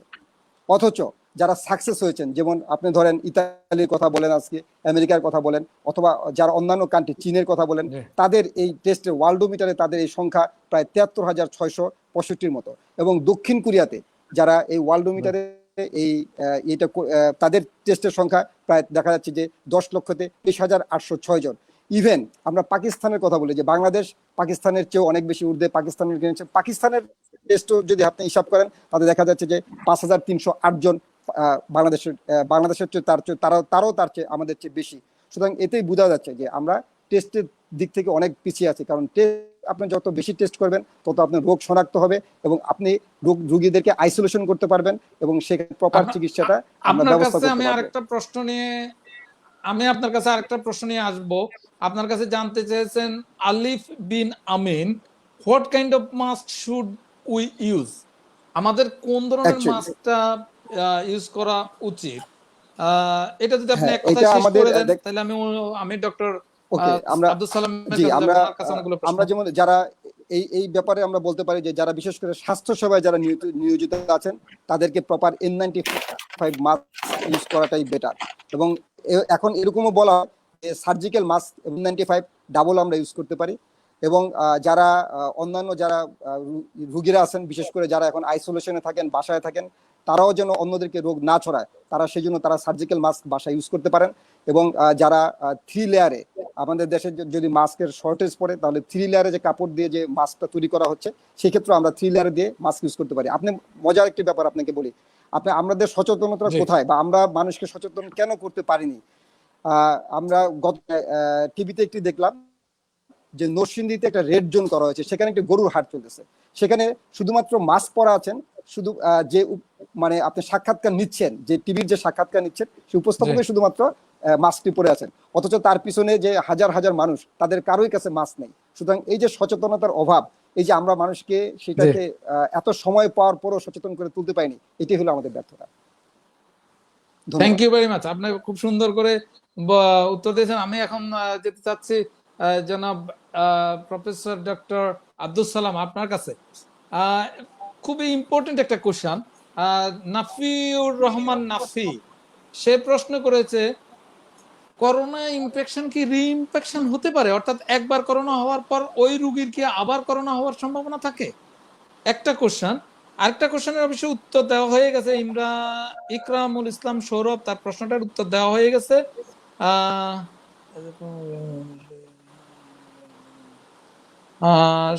তারপরে আমি আপনার কাছে আরেকটা প্রশ্ন নিয়ে আসবো। আপনি এই প্রশ্নটার উত্তর দেন, আসলে কি রি-ইনফেকশন হওয়ার সম্ভাবনা আছে কিনা? আমাকে বলছেন? জি না, অ্যাকচুয়ালি ইনফেকশন হয় না, যেটা আমরা জানি। কারণ ভাইরাসটা একবার যখন নেগেটিভ আসে, এই ভাইরাসটা যদি আপনার ইন্টারসেলুলারি সাইনাসে যায় বা অন্য কোথাও যায়, এটা 30 ডেজ পর্যন্ত থাকতে পারে। কেউ বলছে 30 ডেজ, কেউ বলছে 37। তো এইটা অনেকে দেখা যায় 2 সপ্তাহ পর ভালো হয়ে যায় রোগী, তারপর নেগেটিভ রেজাল্ট আসে। কিন্তু ওটা যে থেকে যায় সাইনাসে, সেটা আবার রিইনফেকশন হয়। অ্যাকচুয়ালি রিইনফেকশন হয় না, আগে থেকে যেটা আছে সেটা আনডিটেক্টেড অবস্থা থাকে, সেটা আবার অর্থাৎ আমরা আমাদের দর্শকদের উদ্দেশ্যে বলতে পারি, যদি একবার করোনা হয়ে এটা কমপ্লিটলি কিউর হয়, তাইলে রি-ইনফেকশন হওয়ার আর সম্ভাবনা থাকে না, প্রায় নাই। আচ্ছা, আরেকটা কথা স্যার আপনার কাছে আমি জানতে চাচ্ছি, কি কোন জড় পদার্থের মধ্যে, অর্থাৎ আপনার ড্রেস অথবা কোন বস্তুর মাধ্যমে এটা কতক্ষণ মানে ট্রান্সমিট করে, কতক্ষণ এটা থাকতে পারে? কোন বস্তুর মাধ্যমে কি এটা ট্রান্সমিট হয়, সংক্রমিত হয়? অবশ্যই। আপনি একটা যদি স্টিলের জিনিস, এই যে আমরা দরজা খুলি, আমার হাত যদি ইনফেক্টেড থাকে, আমি দরজা খুলে এই স্টিল যে একটা আমাদের যেটা খুলি দরজাটা, সেখানে 14 দিন বন্ধ থাকতে পারে। 14 দিন থাকতে পারে, তার মানে এটা তো ভেরি ডেঞ্জারাস। হ্যাঁ, আবার কাপড় চোপড়ে, আপনার কাপড় চোপড়ে বলতেছে অনেকে যে 4 ঘন্টা পর্যন্ত থাকতে পারে। একটা এই যে টাকা, আমরা টাকা লেনদেন করি, সেখানেও থাকতে পারে। এটা এমন বহু জায়গায়। কত সময় পর এটা নিরাপদ হবে আমাদের জন্য? নিরাপদে ওই যে ভেরি করবে আপনি কোন সারফেস টাচ করছে। প্লাস্টিকের যদি থাকে এটা বেশি দিন থাকবে, মোর দেন 7 days। আবার যদি কাগজের মধ্যে থাকে এটা 4 ঘন্টা। এটা অ্যাকর্ডিং টু আপনার কোন সার্ফেসে পড়বে। একটা স্টিলে থাকলে এটা 24 দিনও থাকতে পারে। কাঠের মধ্যে কত ঘন্টা থাকে? কাঠের কোনো বেশি কাঠের বেশি মধ্যে থাকে কয় না। ঘন্টা থাকে? কাঠের মধ্যে বেশিক্ষণ বেশিক্ষণ থাকে না। থাকে না। ওকে, আমরা আপনার কাছে আবার আসবো। আমরা এখন ডক্টর রফিকুল ইসলাম, আপনার কাছে আমাদের ওমর খৈয়াম নামে এক ভদ্রলোক প্রশ্ন করেছেন, proper lockdown, sufficient test trace are not done here, what will be our fate? আমাদের ভবিষ্যতের জন্য আমাদের ভাগ্যে কি আছে, যেহেতু প্রপারলি টেস্ট হচ্ছে না, লকডাউন হচ্ছে না, ট্রেস হচ্ছে না, তাইলে আমাদের ইন ফিউচারে what can be done, what will be done, কি থ্যাংক হতে ইউ। পারে? অ্যাকচুয়ালি যে প্রপার লকডাউন বা আমরা যে সাফিসিয়েন্ট টেস্ট আমরা যেগুলোর কথা বলছি তাকে, তবে আমি প্রথমেই যারা যে কোশ্চেন করেছেন সে দর্শক এবং অন্যদেরকে বলতে চাই যে আপনারা আতঙ্কিত হবেন না। এখানে আতঙ্কিত হওয়ার সুযোগ নেই, কারণ মোর দেন 80 to 82% patient with or without treatment ভালো হয়ে যাচ্ছে। অনলি 5% পেশেন্টের ক্ষেত্রে কমপ্লিকেশন হচ্ছে। সুতরাং 5% পেশেন্টের ক্ষেত্রে এবং ডেথ রেট বলা হচ্ছে যে 1.2 to 1.4%, হয়তো বাংলাদেশের ক্ষেত্রে একটু বেশি হচ্ছে, কিন্তু সেটা বড় কথা নয়। বড় কথা হলো যে লকডাউন এবং প্রপার যে টেস্ট এগুলো হওয়াটা খুব জরুরি, কারণ এটা যদি লকডাউনটা না হয় তাহলে এই সংক্রমণটা খুব সারা ওয়ার্ল্ডে যে মহামারী আকারে ধারণ করেছে এবং এটা বাংলাদেশে আরো ব্যাপক হারে বাড়বে। এবং বাংলাদেশের যে ওভার পপুলেটেড ঘনবসতি যেই বেশি, সেটা কিন্তু যেমন ইতালিতে নেই, সেটা কিন্তু ইতালিতে একজন মানুষের অনেক অনেক ডিস্টেন্সে বসবাস করেন, কিন্তু আমাদের দেশে কিন্তু সেই ঘনবসতি, সুতরাং এটা সংক্রমিত হওয়ার সম্ভাবনা খুব বেশি। তাই গভর্নমেন্টকে অবশ্যই একটি জাতীয় চিন্তা ভাবনা করে যে সব দলমত নির্বিশেষে সবাইকে একীভূত করে তাদের পরামর্শ অনুসারেই ইমিডিয়েটলি সে ব্যবস্থা নিতে হবে। কিভাবে সেটা লকডাউনেই হোক, সেটা কারফিউ জারি করেই হোক, কিভাবে সেটা করবে সেটা একমাত্র নির্ভর করে গভর্নমেন্টের উপর, এবং গভর্নমেন্টকে সেটা প্রপার ডিসিশন নিতে হবে। অন্যথায় আমাদের যে অর্থনৈতিক কাঠামো, সেই অর্থনৈতিক কাঠামো ভবিষ্যতে আরো হতে পারে, আমাদের অর্থনৈতিক কাঠামোতে ধস নামতে পারে, এবং যে মৃত্যুর হার, এবং সেই মৃত্যুর হারটা কিন্তু, কারণ আপনি দেখেছেন যে সরাসরি ইংল্যান্ড থেকেও এক জরিপের মাধ্যমে বলা হয়েছিল যে বাংলাদেশে যে এখন যে বর্তমানে সেই রেট এবং সেই সংখ্যা, তাতে প্রায় 10টা কান্ট্রির মধ্যে বাংলাদেশের কিন্তু সংখ্যা তার মধ্যে একজন। সুতরাং বাংলাদেশ এই রিস্কের মধ্যে বরাবরই ছিল এবং এখনো আছে। সুতরাং এটা যদি লকডাউনটি প্রপারভাবে না হয় এবং টেস্ট যদি ঠিক মতো না হয় এবং মানুষের চিকিৎসা ব্যবস্থার জন্য যে প্রপার হসপিটালাইজেশন এবং আইসিইউর জন্য যে ব্যবস্থা, সেটি যদি ঠিক মতো করা না হয় তাহলে আরো ক্ষয়ক্ষতির সম্ভাবনা আছে। আপনার কাছে আমি একত্রে আরেকটা প্রশ্ন করতে চাচ্ছি বিনয়ের সহিত। মাহবুব আলম তুষার, তিনি বলতে চাচ্ছেন, government open all office, factories, business institutions, peoples are at high risk. So এই অবস্থা আসলে আমাদের কি করার আছে? এই যে রিইনফেকশনের কোন পসিবিলিটিসটা হাই হয়ে গেল না, এই অবস্থা আমাদের কি করা উচিত বা কি করার আছে? অ্যাকচুয়ালি দেখেন আপনি যে বাংলাদেশ গভর্নমেন্ট প্রথমে ইনডিসিশনের কারণে গার্মেন্টসকে একবার খুলে দিল এবং ঈদের ছুটি, সাধারণ ছুটি ঘোষণা করে তারা বাড়িতে গেল, তারা পুনরায় আসলো।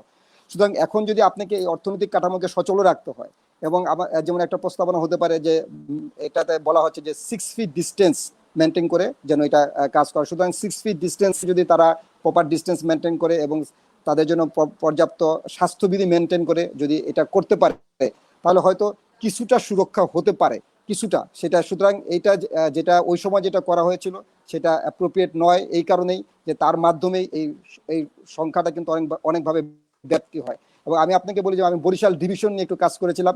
বরিশাল ডিভিশনে কিছুদিন পূর্বেও যখন লঞ্চ কিংবা যাতায়াত ব্যবস্থা বন্ধ ছিল, লঞ্চ কিংবা বাসের যাতায়াত ব্যবস্থা ছিল না, তখন কিন্তু বরিশাল ডিভিশনের সংক্রমণের হার কিন্তু সবচেয়ে বেশি কম ছিল। বাট এখন আপনি বরিশাল মহানগরীতে যান, ওইখানে প্রায় অনেকগুলো মৃত্যু সংখ্যা ঘটেছে, প্রায় ওইখানে মোর দেন 40 বা এরকম দেখা যাচ্ছে, এবং সংক্রমণের হারও অনেক বেশি বরিশালে। সুতরাং এর দ্বারা এটাই প্রমাণিত হচ্ছে যে যদি প্রপার লকডাউন করা না হয় এবং যদি যাতায়াত ব্যবস্থা যেভাবে ওপেন করে দেওয়া হয়েছে মানুষের জন্য, তাতে এই সংক্রমণের হারটা অনেক বেশি বৃদ্ধি পাচ্ছে এবং এই সংক্রমণের ব্যাপ্তি এত বেশি ঘটছে যে যেই এলাকাগুলোতে সংক্রমণের হার একবারে জিরোতে ছিল সেটা অনেকাংশে বৃদ্ধি পেয়েছে। সুতরাং অবশ্যই এটাকে প্রপার লকডাউন এবং প্রপার ব্যবস্থাটি নেওয়া। ধন্যবাদ ডাক্তার রফিকুল ইসলাম। আমি আপনার কাছে আবার আসবো। আমি এখন যেতে চাচ্ছি ডক্টর প্রফেসর আব্দুল সালাম আপনার কাছে। আমাদের একজন ডাক্তার ফেরদৌস আহমেদ চৌধুরী তিনি একটা প্রশ্ন রেখেছেন, বাংলাদেশের ভবিষ্যতে কি করোনা পরিস্থিতি আরো খারাপের দিকে যাবে? সেই ক্ষেত্রে আমাদের করণীয় কি? একজন ডাক্তার প্রশ্ন করেছেন, ডাক্তার ফেরদৌস আহমেদ চৌধুরী। এর সাথে আমি আরেকটা প্রশ্ন আপনাকে করে রাখতে যাচ্ছি। আমাদের একজন দর্শক জানতে চেয়েছেন, যেহেতু আপনারা ইউরোলজিতেও বিশেষজ্ঞ, তো জানতে চাচ্ছেন যে এখন কোভিড এর জন্য সাধারণত ম্যাক্সিমাম ক্ষেত্রেই যারা জব অফিস বা স্বাস্থ্যকর্মী বা সংবাদকর্মী সবাই কিন্তু একবারেই কিন্তু পিপিই পরে যাচ্ছে, কিন্তু তারা দেখা যায় যে বিভিন্ন কারণে হয়তো তারা প্রস্রাবের বেগ হয়, পায়খানা বেগ বা টয়লেটে যেটা, বাট এটা ভেরি ডিফিকাল্ট খোলা পড়া। কিন্তু একটা জিনিস এখানে খুবই ইম্পর্টেন্ট, যে সেটা হলো একজন লোক কয় ঘন্টা তার প্রস্রাবের প্রেসার যদি আটকে রাখে সেটা নরমালের মধ্যে থাকে, এটা কিন্তু খুবই গুরুত্বপূর্ণ। কারণ হলো সে দেখা যায় যে প্রস্রাবকে অনেকক্ষণ চেপে রাখে, তো এটা তো কিডনির জন্য একটা প্রবলেম হয়ে যেতে পারে।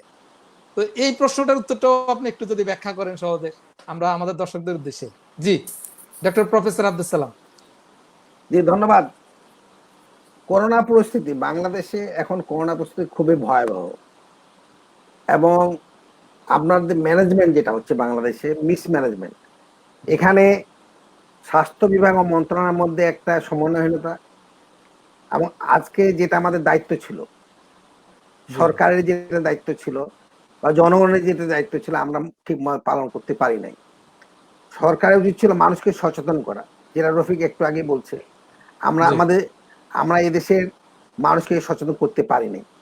আমাদের বাংলাদেশে অ্যাকচুয়ালি প্রথম কেস ধরা পড়ছে 8ই মার্চ। এটা 26শে মার্চ আমাদেরকে ছুটি ঘোষণা করা হলো। এই যে তখন তো মানে খুব একটা বেশি ছিল না।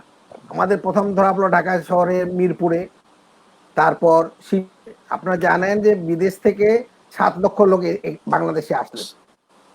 তাদের যেটা স্ক্রিনিং করার দরকার ছিল সেই স্ক্রিনিংটা বাংলাদেশ সরকার করতে পারলেন না। তাদের এয়ারপোর্ট থেকে ছেড়ে দেওয়া হলো। শুধু ছেড়ে দেওয়া নয়, 7 লাখ লোকের মধ্যে 5.5 লাখ লোকের হিসাব রাখা হলো। 1.5 লাখ লোক কোথেকে আসছে, কখন আসছে, কোথায় বাড়ি, সেটা বন্ধ তারা জানলো। এই লোকগুলো যখন বাংলাদেশে আসলো, আমাদের যেটা ঢাকা শহরে ছিল সেটা ছড়ায় গেল সারা বাংলাদেশে, বিশেষ করে নারায়ণগঞ্জে এবং আমাদের শিবপুর বা মিরপুর। আমাদের একটা সাকসেসফুল রেট ছিল যখন প্রথম ধরা পড়লো করোনা ভাইরাস মিরপুরে এবং শিবচরে, তখন কিন্তু লকডাউন করে আমরা এটাকে কন্ট্রোল করেছি। লকডাউন করার পর এটা কন্ট্রোল হয়েছে, শিবচরও কন্ট্রোল হয়েছে, এবং আমরা মিরপুর এই যে তোলারহাট যেটা বলে সেখানেও কিন্তু কন্ট্রোল হয়েছে। কিন্তু পরে কি দেখা গেল, এই যে বিদেশি ভাইরা আসলে সারা বাংলাদেশ চলে গেলেন উইদাউট স্ক্রিনিং, উইদাউট কোয়ারেন্টাইন। 2 নম্বর হলো যে আমাদের যারা কর্মী ছিলেন, এই যে কি বলবো, যে শিল্প খাতের যে কর্মী, গার্মেন্টস শ্রমিকগুলা, এদেরকে ছুটি দেওয়া হলো। আবার বললো যে আপনারা আসেন, ছুটি ক্যান্সেল করে তাদেরকে আসতে বলা হলো। তারা চলে আসলো, ট্রাকে চলে যেভাবে আসলো। 2 দিন পর বললো যে আপনারা চলে যান। তারা গেল কিভাবে, ঢাকা থেকে একবারে জোট বাঁধে গাড়িতে একজনের জায়গায় 10 জন চলে গেল। এটা একটা আমাদের করোনা ভাইরাসকে বাংলাদেশ ঢাকা থেকে মানে গ্রামে নিয়ে গেল। 2 নম্বর হলো যে ঈদ, আমাদের পবিত্র ঈদ আসলো, ঈদে সরকার বললেন যে গাড়ি চলবে না। কিন্তু আবার পাশাপাশি এই কথাও বলা হলো যাদের প্রাইভেট কার আছে, যারা প্রাইভেট কার তারা যেতে পারবে। তা আমরা করলাম কি, এই প্রাইভেট কারের নাম দিয়ে আমরা গাদাগাদি করে সারা বাংলাদেশে চলে গেলাম। আমাদের ইনফেকশনটা সারা বাংলাদেশে এখন, এই ইনফেকশন গভর্নমেন্ট সারা বাংলাদেশে আছে, ঢাকা শহরেও আছে। ঢাকা শহরে গভর্নমেন্টের হিসাব অনুযায়ী যেটা আমরা শুনতে পাই যে 72,000 73,000, কিন্তু ইকোনমিক্স পত্রিকার ভাষ্য মতে এই ঢাকা শহরে প্রায় 8 লক্ষ লোক এফেক্টেড। কিন্তু আমাদের জি লকডাউন করা হয়েছে একটি এরিয়া, সেটা হলো রাজারবাগ, পূর্ব রাজারবাগে জি করা হয়েছে। আমরা শুনেছি যে অনেক ইয়েলো এরিয়া মানে জোন করা হয়েছে, কিন্তু লকডাউন আমাদের হয় নাই। আর যেটা জি আমাদের মানুষকে যদি সচেতন করতে হবে, আমরা জি যদি সচেতনের যে দরকার, মানুষকে যদি জানাতে হবে যে ভাই জি আপনাকে হাত ধুইতে হবে, মাস্ক পরতে হবে, 6 ফিট দূরে থাকতে হবে, এটা আমরা জনগণকে জানাতে পারিনি। এই না জানানোর জন্য আজকে সারা ঢাকা শহর এবং সারা বাংলাদেশে এই করোনা ভাইরাস এখন ছড়াই গেছে। অনেকে জি বলছেন যে এটার পিক আসতে আরো 15 দিন সময় লাগবে, হয়তো জুলাইয়ের মাঝামাঝি, কেউ বলছেন যে পিকের জি কাছাকাছি। তা আমি জি তো মনে করি যে যে হিসেবে মানুষ আক্রান্ত হচ্ছে, আপনারা দেখেন প্রায় আক্রান্ত এই 3500 থেকে 3800 বা 42 এর মধ্যে থাকতেছে প্রতিদিন আক্রান্ত, এবং মারা জি যাচ্ছেন দেখবেন 35 থেকে 40 জন পার ডে। আজকে 43 ডে, আজকে আক্রান্ত 3800 বাংলাদেশে, 3800 জি আক্রান্ত, 43 ডে। এটা আচ্ছা এটা এখন আমি মনে করি যে এটা এখন মহামারী জি আকারে আমাদের সমস্ত এলাকায় ছড়িয়ে গেছে। এটা যেটা দরকার, আপনি এটা কিন্তু এই মুহূর্তে কন্ট্রোল না করতে পারেন, এই মুহূর্তে যদি লকডাউন না করতে পারেন, এই মুহূর্তে যদি আপনি কারফিউ জারি না করতে পারেন, তাহলে আমাদের জন্য খুব বিপদ আছে। এবং সরকার কি লকডাউনের নাম ছিল এই রেড জোন, ইয়েলো জোনের নাম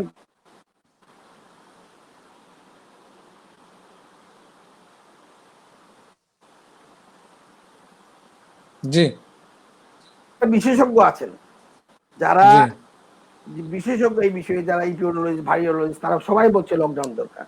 এবং সরকার টেকনোলজি যারা এই টেকনিক্যাল একটা কমিটি আছে সরকার যেটা করেছেন, ওনারা জি তারাও বলছেন যে আমাদের লকডাউন দরকার, কারফিউ দরকার, কিন্তু সরকার তাদের কথা শুনছেন না। আজকে জি স্বাস্থ্য মানে স্বাস্থ্য বিভাগ থেকে যদি বা আমাদের ডিজি অফিস থেকে এক কথা বলা হচ্ছে, স্বাস্থ্য মন্ত্রণালয় থেকে এক কথা বলা হচ্ছে, এই দুই গ্রুপের মধ্যে কোনো সমন্বয় নাই শেষ পর্যন্ত। এটার জি জন্যই আজকে দেখেন আমাদের স্বাস্থ্য বিভাগের যে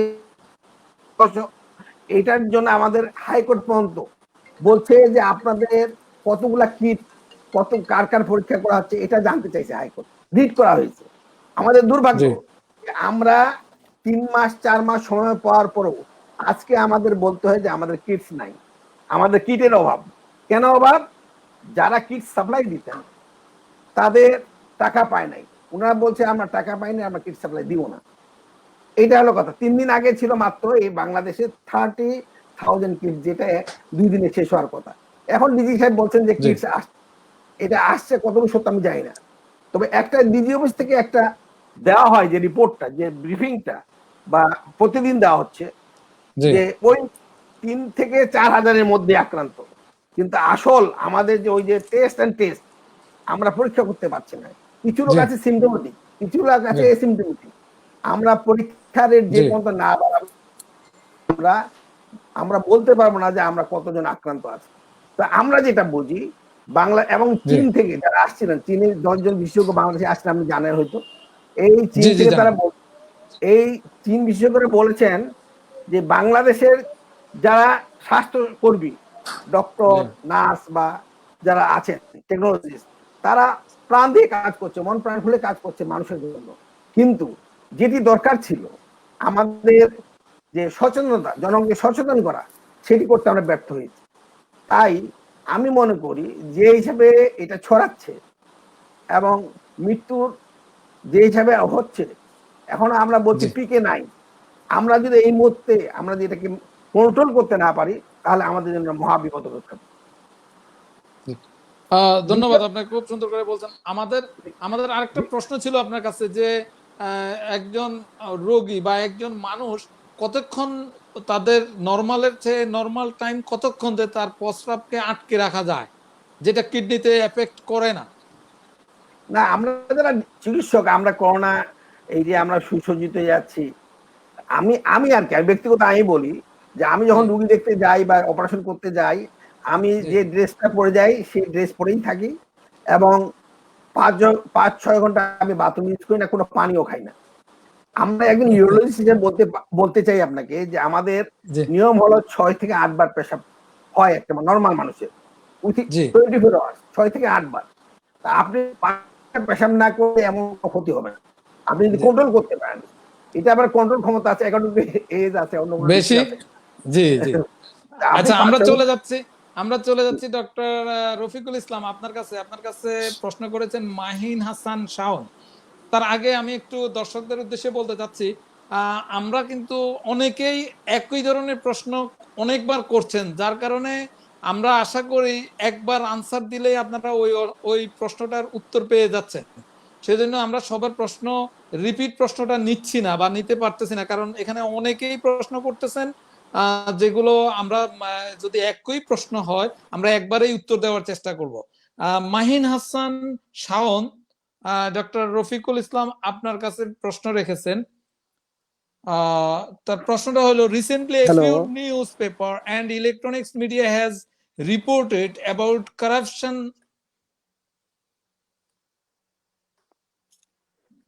মিস্টার রফিকুল ইসলাম, আপনি কি শুনতে পাচ্ছেন?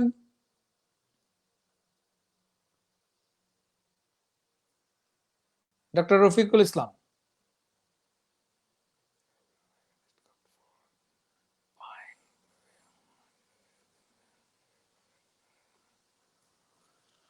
আমার মনে হয় যে প্রশ্নটি উনি করেছেন এই প্রশ্নটির উত্তর আমাদের প্রফেসর আব্দুল সালাম আপনি দিয়েই দিয়েছিলেন, যে তারা বলতে চাচ্ছে যে মাহিন হাসান শাওন, সে তার প্রশ্নটা হলো যে ইলেকট্রনিক মিডিয়া এবং নিউজ প্রিন্ট নিউজ পেপার মিডিয়ার মাধ্যমে জানা গেছে যে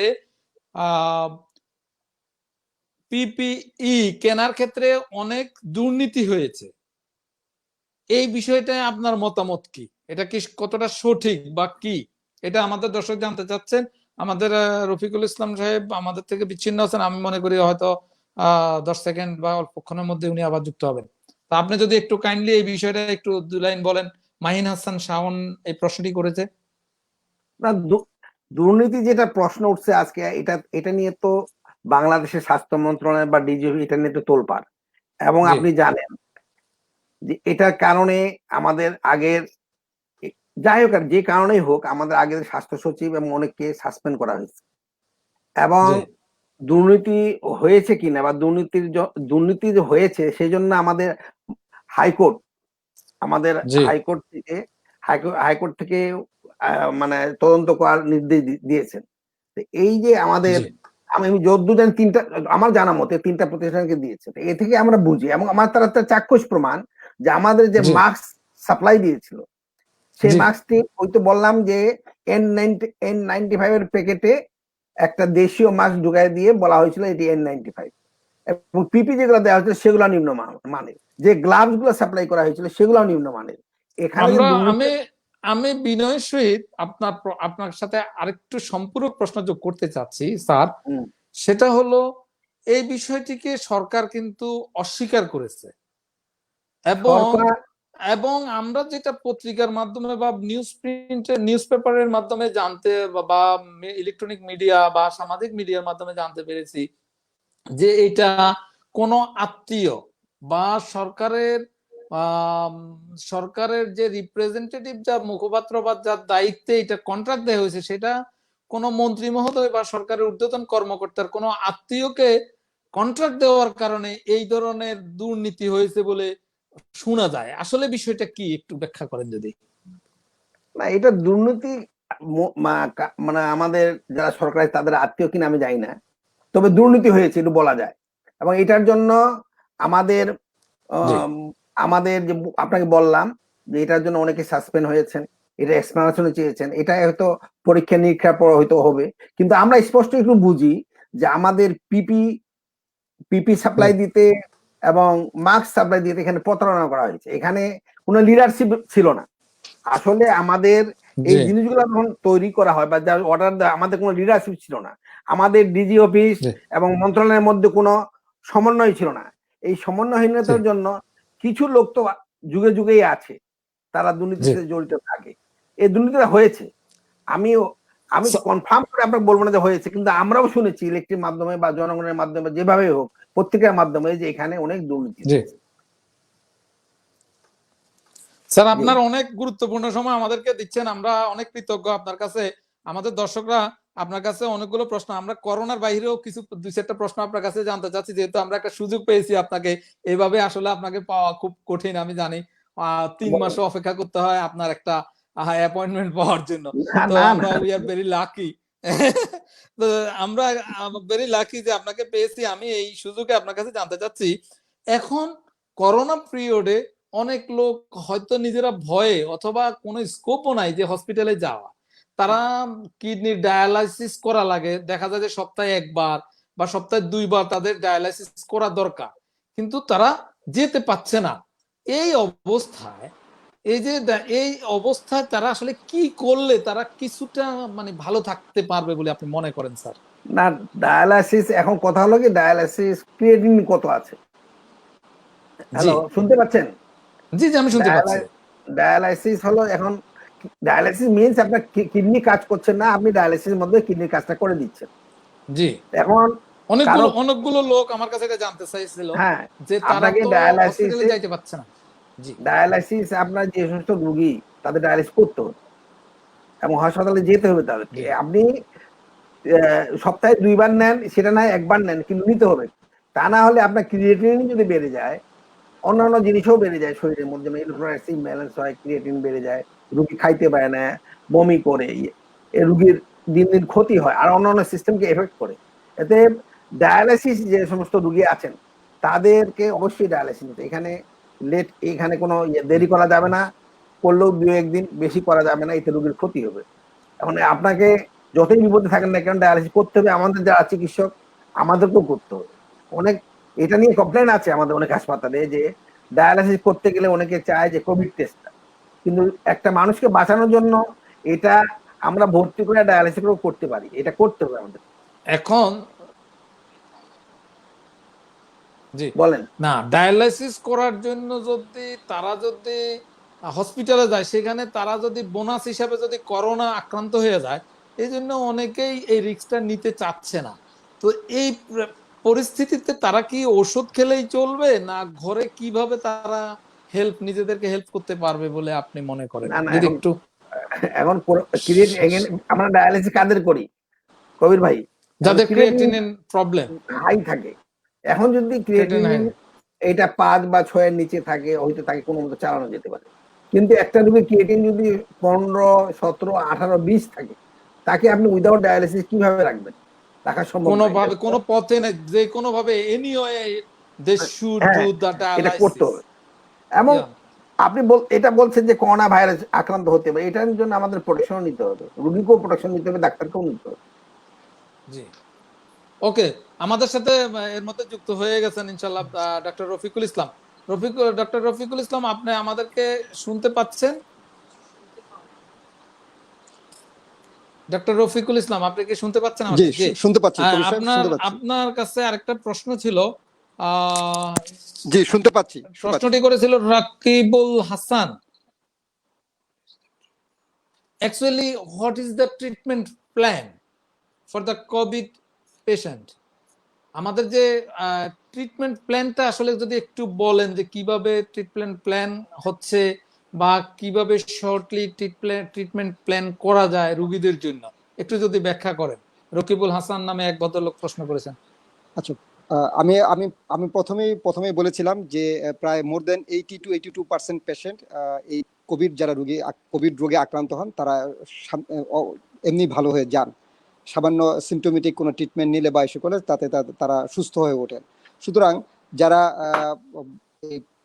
যাদের যাদের সিমটমটা মাইল্ড, বা তারা শ্বাসকষ্টে ভুগছেন না বা জ্বর বা সর্দি কাশিতে খুব মারাত্মকভাবে ভুগছেন না, তারা বাসায় থেকেই ডাক্তারের পরামর্শ অনুসারে সিমটোমেটিক ট্রিটমেন্ট নিয়ে তারা ভালো থাকতে পারে।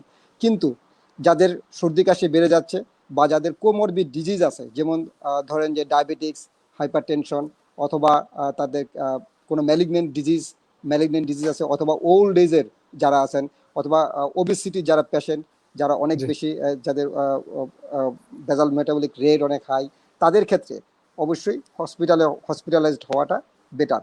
এবং সেক্ষেত্রে হসপিটালাইজড হলেই দেখা যাচ্ছে যে যাদের অক্সিজেন সাপ্লাই, আমাদের বিজ্ঞ যে ডাক্তার যে আজকে যিনি আছেন তিনি বলেছেন যে 93% অক্সিজেন স্যাচুরেশন, রাইট।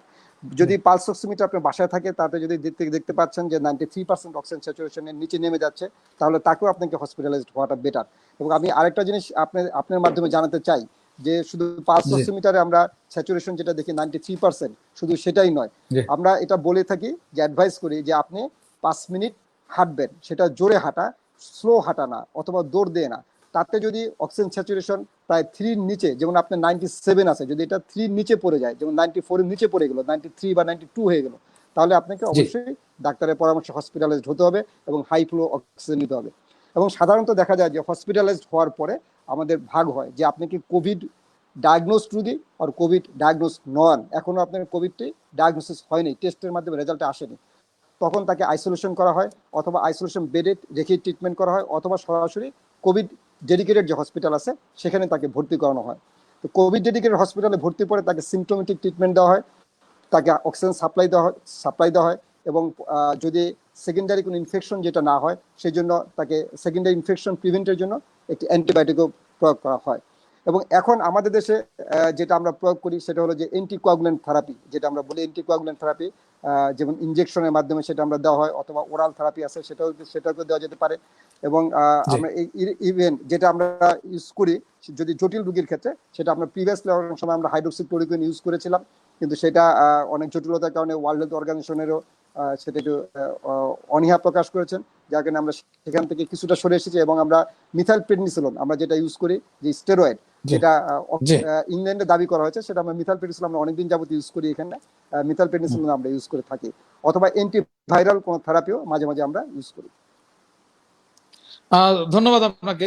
আমি আপনার কাছে আরেকটা প্রশ্ন করতে চাচ্ছি, যেখানে সরকারি মুখপাত্ররা বলল বাংলাদেশে যথেষ্ট আইসিইউ এবং আইসোলেশন বেড আছে, সেখানে এই সকল সুবিধার অভাবে মানুষ মানুষ মরে যাচ্ছে, কিভাবে বিষয়টাকে আপনি দেখেন?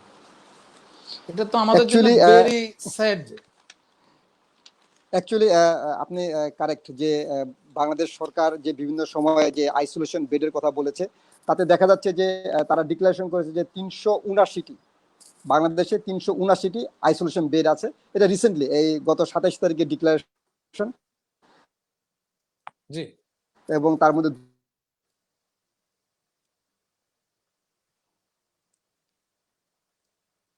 জি, বলেন।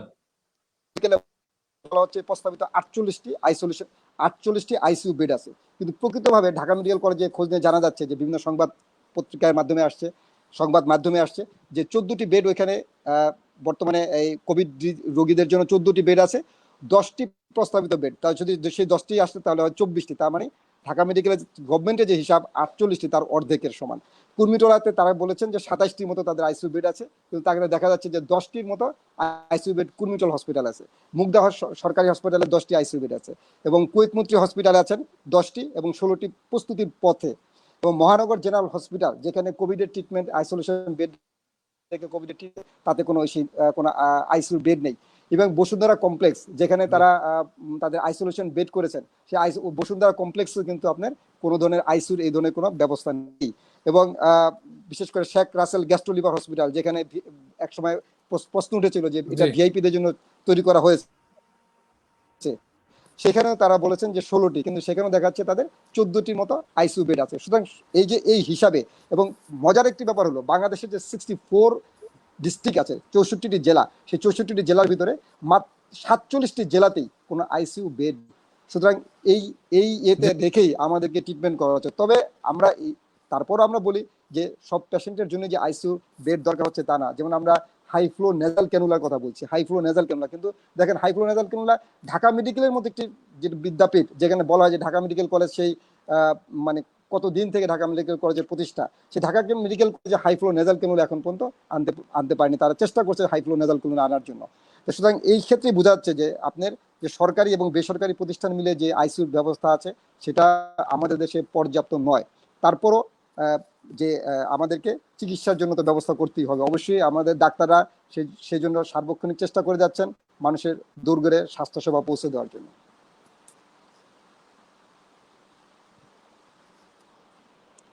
Hello,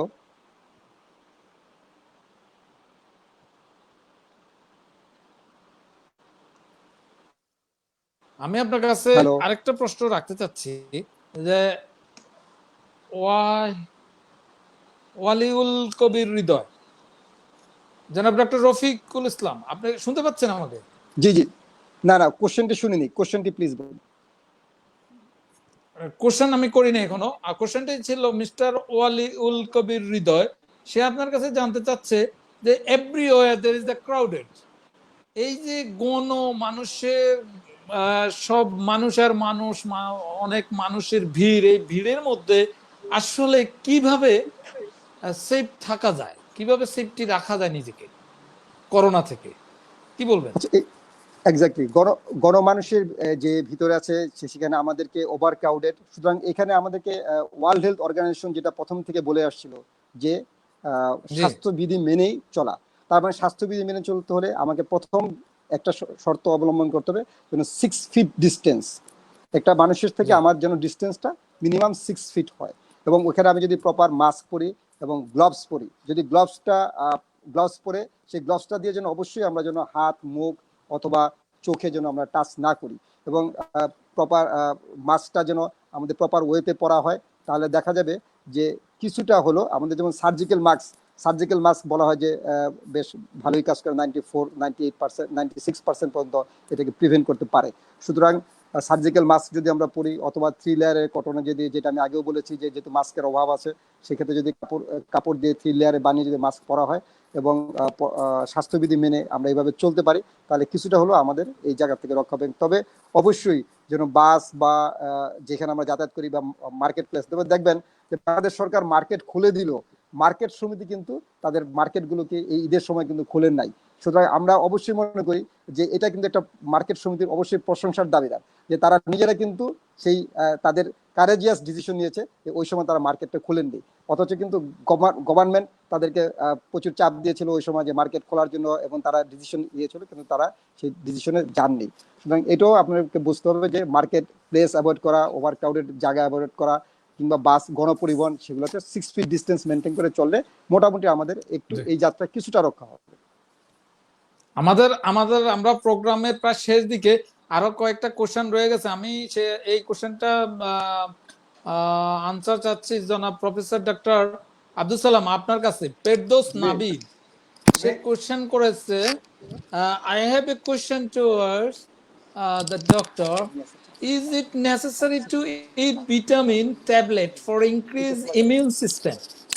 And why BD is not using this test kit? গণস্বাস্থ্য, সে দুইটা পার্ট তার কোশ্চেনের। একটা হলো সে বলছে যে ইমিউন সিস্টেমকে স্ট্রং করার জন্য কি ভিটামিন খাওয়ার দরকার আছে। আরেকটা বলছে যে কেন গণস্বাস্থ্য আমাদের দেশে টেস্ট কিটের এত অভাব, কোটি কোটি মানুষের মধ্যে সামান্য টেস্ট করা যাচ্ছে, কিন্তু এত মানুষকে টেস্ট করার জন্য কিট প্রয়োজন হলেও গণস্বাস্থ্যের কিট কেন ব্যবহার করা হচ্ছে না? এই বিষয়ে যদি আপনি একটু দয়া করে বলেন স্যার। না, আমাদের ইমিউনিটি বাড়ানোর জন্য ভিটামিন, সব ভিটামিন না, আমাদের যেটা কাজ করে ভিটামিন ইটা খাওয়া যেতে, ভিটামিন সি খাওয়া যেতে পারে, খাওয়া উচিত। ভিটামিন ভিটামিন সি এবং ক্যালসিয়ামের দরকার আমাদের আছে, ক্যালসিয়াম। এবং এখানে যদি আপনি জিঙ্ক, এগুলা যদি আপনি খান প্রপারলি, তাহলে আমাদের ইমিউনিটি বাড়ে। মানে ইমিউনিটির কাজ কি, আমরা যখন ভাইরাসে আক্রান্ত হচ্ছি, আমার বডি যদি সেই ইমিউনিটি অ্যান্টিবডি তৈরি করে, তাহলে ভাইরাসটা আর আগাতে পারে না। সেই জন্য দেখা যায় দেশে না সারা বিশ্বে 80 থেকে 85% মানুষ এমনি ভালো হয়ে যায় উইদাউট প্রপার ট্রিটমেন্ট। মানে যেটা একটা এমনি প্যারাসিটামল না বা অ্যান্টিহিস্টামিন খেয়ে ভালো হয়ে যায়। এটা হলো ইমিউনিটির জন্য ভিটামিন ই খাওয়া দরকার, ভিটামিন সি খাওয়া দরকার। অর্থাৎ তাদের ইমিউন সিস্টেম শক্তিশালী দেখে তারা কভার করে ফেলে, ফেস করে ফেলে করোনা। জি জি, ওই জন্য ধন্যবাদ আসলে চলে গেছে। জি, আমাদের কেন আজকে যারা বয়স্ক, আপনি নিশ্চয়ই জানেন, যারা অ্যাবাভ 60 বা যাদের কোমরবিডিটি আছে, ডায়াবেটিস, হাইপারটেনশন, ক্যান্সার বা জন্ডিস বা লিভার ডিজিজ, তাদের ডেথ একটু বেশি। ইট মিনস যে তাদের ইমিউনিটি একটু কম থাকে। যাই হোক, এগুলা আমাদের ভিটামিন খাওয়া যেতে পারে, খাওয়া উচিত। আর যেটা বললেন যে অ্যান্টিবডি, এই আমাদের কি বলে গণস্বাস্থ্য কিট, টেস্টিং কিট, জি, গণস্বাস্থ্য দাবি করছে তাদের টেস্টিং কিট ভালো, কিন্তু সরকার এটাকে বলছে যে এটার যেটা পজিটিভ রেট সেটা খুবই কম, এই জন্য তারা এটাকে গ্রহণ করে না। এখন আমাদের সারা জনগণের, আমাদের দর্শকদের প্রশ্ন, এটা কি আসলেই কি এটা ভালো না, নাকি এটা ভালো কোনো কনস্পিরেসির কারণে এটা করা হচ্ছে? আপনাদের অভিমত কি? আমার তো ওই মধ্যে অ্যান্টিবডি টেস্টটা, এটা খুব কঠিন প্রশ্ন আপনার। কারণ এখানে ওরা পরীক্ষা করে, পিজিতে পরীক্ষা করার পরেই তারা সিদ্ধান্ত জি নিছে যে এটা করা যাবে না, এটার পজিটিভিটি রেজাল্টটা খুব কম। কিন্তু এটা আচ্ছা যদি আবার অ্যাবাভ 70 বা 80 হতো, অবশ্যই আমাদের যে টেস্ট গুলা করা হচ্ছে, এটা জি ওরা বলছে এটা কম, কম বলে তারা এটাকে গ্রহণ করে নাই। এটা হলো তাদের এক্সপ্লেনেশন। কিন্তু গণস্বাস্থ্যের এক্সপ্লেনেশন হলো যে না, আমাদের এটা ভালো, এন্টিবায়োটিক এটা করা যায়, এটা করা উচিত। আর সারা বিশ্বে এন্টিবায়োটিক চলতেছে, এন্টিবায়োটিক টেস্ট চলতেছে। এখন এটাকে কেন করতেন, গ্রহণ করছে না সরকার, এটা আমি জানি না। তবে এটা বোধহয় পুনরায় বিবেচনা করা উচিত। এটা আমাদের জন্য যদি পরীক্ষা হতো অবশ্যই ভালো হতো এটা। যে আর আমি দর্শকদের উদ্দেশ্যে বলতে চাচ্ছি, আমরা প্রোগ্রামের একদম শেষ পর্যায়ে, আমাদের পক্ষে আর আপনাদের প্রশ্ন নেওয়া সম্ভব হচ্ছে না, কারণ অনেকেই রিপিট প্রশ্ন করতেছেন, সেগুলোর উত্তর এর মধ্যে দেওয়া হয়ে গিয়েছে। কারণ আমাদের এই অনুষ্ঠানটি লাইভ শেষ হওয়ার পরে আপনারা ফেসবুক, টুইটার, ইউটিউব, আমাদের ফেসবুকে বিটিভি পেজ, ফেসবুক পেজে আপনারা দেখতে পাবেন। আশা করি তখন আপনাদের এটা উপকারে আসবে। আম, জি, জনাব জনাব আব্দুল সালাম, হ্যাঁ, আপনার কাছে এগুলো আমার আপনার কাছে আমার আরেকটা প্রশ্ন আমি যোগ করতে চাচ্ছি, সেটা হলো নন কোভিড রোগী যারা, যাদের জি জি যাদের করোনা হয়নি, কিন্তু তারা অন্য রোগ নিয়ে যখন হসপিটালে যায়, তাদের কতটুক নিরাপদ যে তারা করোনা দ্বারা আক্রান্ত হবে না, এই বিষয়টা কি আমাদের হসপিটালগুলো নিশ্চয়তা বিধান করতে পেরেছে? হাসপাতালে এটা হলো আমরা, এটা এটা হাসপাতাল শুধু নয়, এটা সরকারের দায়িত্ব। আমাকে প্রথম কথা হলো, আমাকে আপনাকে সচেতন করতে হবে। এই সচেতনের মধ্যে কি পড়ে? প্রথম প্রথম হলো যে আমাকে মাস্ক পরতে হবে, সেটা সার্জিক্যাল মাস্ক পরতে হবে। জি সার্জিক্যাল মাস্ক পরে আমি জি গ্লাভস পরবো। এবং আমি যে যাব হাসপাতালে, হাসপাতালে যাওয়ার পথে আমি যেন কোনো মানে কি বলবো, যে গণপরিবহন ইউজ না করি। গণপরিবহনে যে গাদাগাদি করে মানুষ যায় সেভাবে যাওয়া যাবে না, আপনাকে যেতে হবে প্রোটেকশন নিয়ে। এটা একটা দায়িত্ব, যেটা সরকারের দায়িত্ব সচেতন করা। আমার যারা যারা রাজনীতিবিদ আছেন, যারা জনপ্রতিনিধি আছেন, তাদেরও দায়িত্ব এটা সচেতন করা। এটা একটা। আর হাসপাতালে যখন যাবে, যে চিকিৎসক তার চিকিৎসা করবেন বা দেখবেন, উনি অবশ্যই প্রোটেকশন নিয়ে দেখবেন, তারও প্রোটেকশনের দরকার আছে। এতে রুগী যদি প্রপারলি মাস্ক ব্যবহার করে, তারপর হেড ক্যাপ ব্যবহার করে, সানগ্লাস ব্যবহার করে, হ্যান্ড গ্লাভস ইউজ করে, তাহলে কিন্তু সংক্রমণের চান্সটা খুবই কম থাকে। এতে হাসপাতালে গেলেই যে আপনি ইনফেক্টেড হবেন সেটা কথা না। হাসপাতালে তো অনেক রুগী আসতেছে, সবাই কি ইনফেক্টেড হচ্ছে না। আপনাকে প্রোটেকশন নিতে হবে। আপনি যদি প্রোটেকশন না নেন, আপনি যদি মাস্ক না পরেন, গ্লাভস না পরেন, আপনি যদি দূরত্ব, যেটা আমাদের ডিস্টেন্স, সোশ্যাল ডিস্টেন্স, সেটা যদি না করেন, তাহলে তো হবেই। এইটা চিন্তা করে রুগীকেও জানতে হবে যে আমার এই জিনিসগুলো করা উচিত, এবং এইভাবেই হাসপাতালে যাওয়া উচিত চিকিৎসক। যে চিকিৎসক চিকিৎসা দিবেন, তাকেও প্রোটেকশন নিতে হবে, তারও দায়িত্ব। সে যখন রুগীর সাথে কথা বলবে, অবশ্যই তাকে 3 ফুট দূর থেকে কথা বলতে হবে, এবং তার মাস্ক থাকতে হবে, তার সানগ্লাস থাকতে হবে, সব পিপি পরা থাকতে হবে। কারণ এটা যদি হাসপাতাল যদি ছড়ায়, তাহলে ওই চিকিৎসকের মাধ্যমে ছড়াবে, অথবা আশেপাশে যে রুগীরা থাকবে তাদের মাধ্যমে ছড়াইতে পারে। এই জন্য সোশ্যাল ডিস্টেন্সটা মেনটেন করতে হবে। আপনাকে মিনিমাম 3 ফুট দূরে থাকতে হবে। 6 ফিট হলে সবচেয়ে ভালো, সেটা তো সম্ভব না। 3 ফিট অবশ্যই দূরে থাকতে হবে। আমি ডক্টর রফিকুল ইসলাম, আপনার কাছে আমরা একদম শেষ পর্যায়ে, আমি আপনার কাছে জানতে চাচ্ছি, আমাদের দেশের স্বাস্থ্যকর্মী, ডক্টর এবং অল ভলান্টিয়ার যারা, তারা যে প্রোটেক্টিং ইকুইপমেন্ট পাচ্ছে, অথবা যে হসপিটালে তাদের জন্য যে নিরাপদ ব্যবস্থা রাখা হয়েছে, এটা কি যথেষ্ট বলে আপনি মনে করেন, অথবা আরো কি করা উচিত? অ্যাকচুয়ালি আপনি শেষ সময়ে একটি ভালো কোশ্চেন করেছেন, যে ডাক্তার এবং নার্স এবং স্বাস্থ্যসেবা কর্মীদেরকে নিয়ে।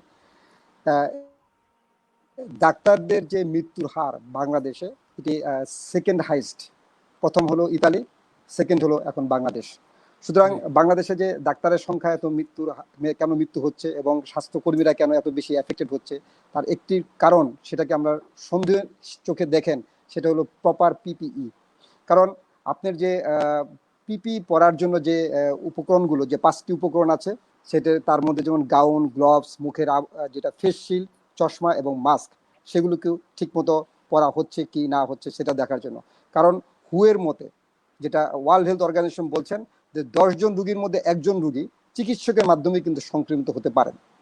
সুতরাং এই যে এই এটা কারণ, সুতরাং এর জন্য কিন্তু প্রপার পিপিটা পরা উচিত, এবং পিপিটা এই ধরনের, ড্রেসটা এই ধরনের হওয়া উচিত যেখানে কোনো শোষণ কোনো পদার্থ, যেমন ড্রপলেট, যেটার মাধ্যমে এই করোনা রোগটা, করোনা ভাইরাসটা ছড়ায়, সেই ড্রপলেট যেটা নাকের এবং হাঁচি কাশির মাধ্যমে আসে, সেই ড্রপলেটটা যেন শোষিত না হয়, এই ধরনের কাপড়ের মাধ্যমে, গাউনের মাধ্যমে কিন্তু এটা পরার কথা বলা হয়েছে।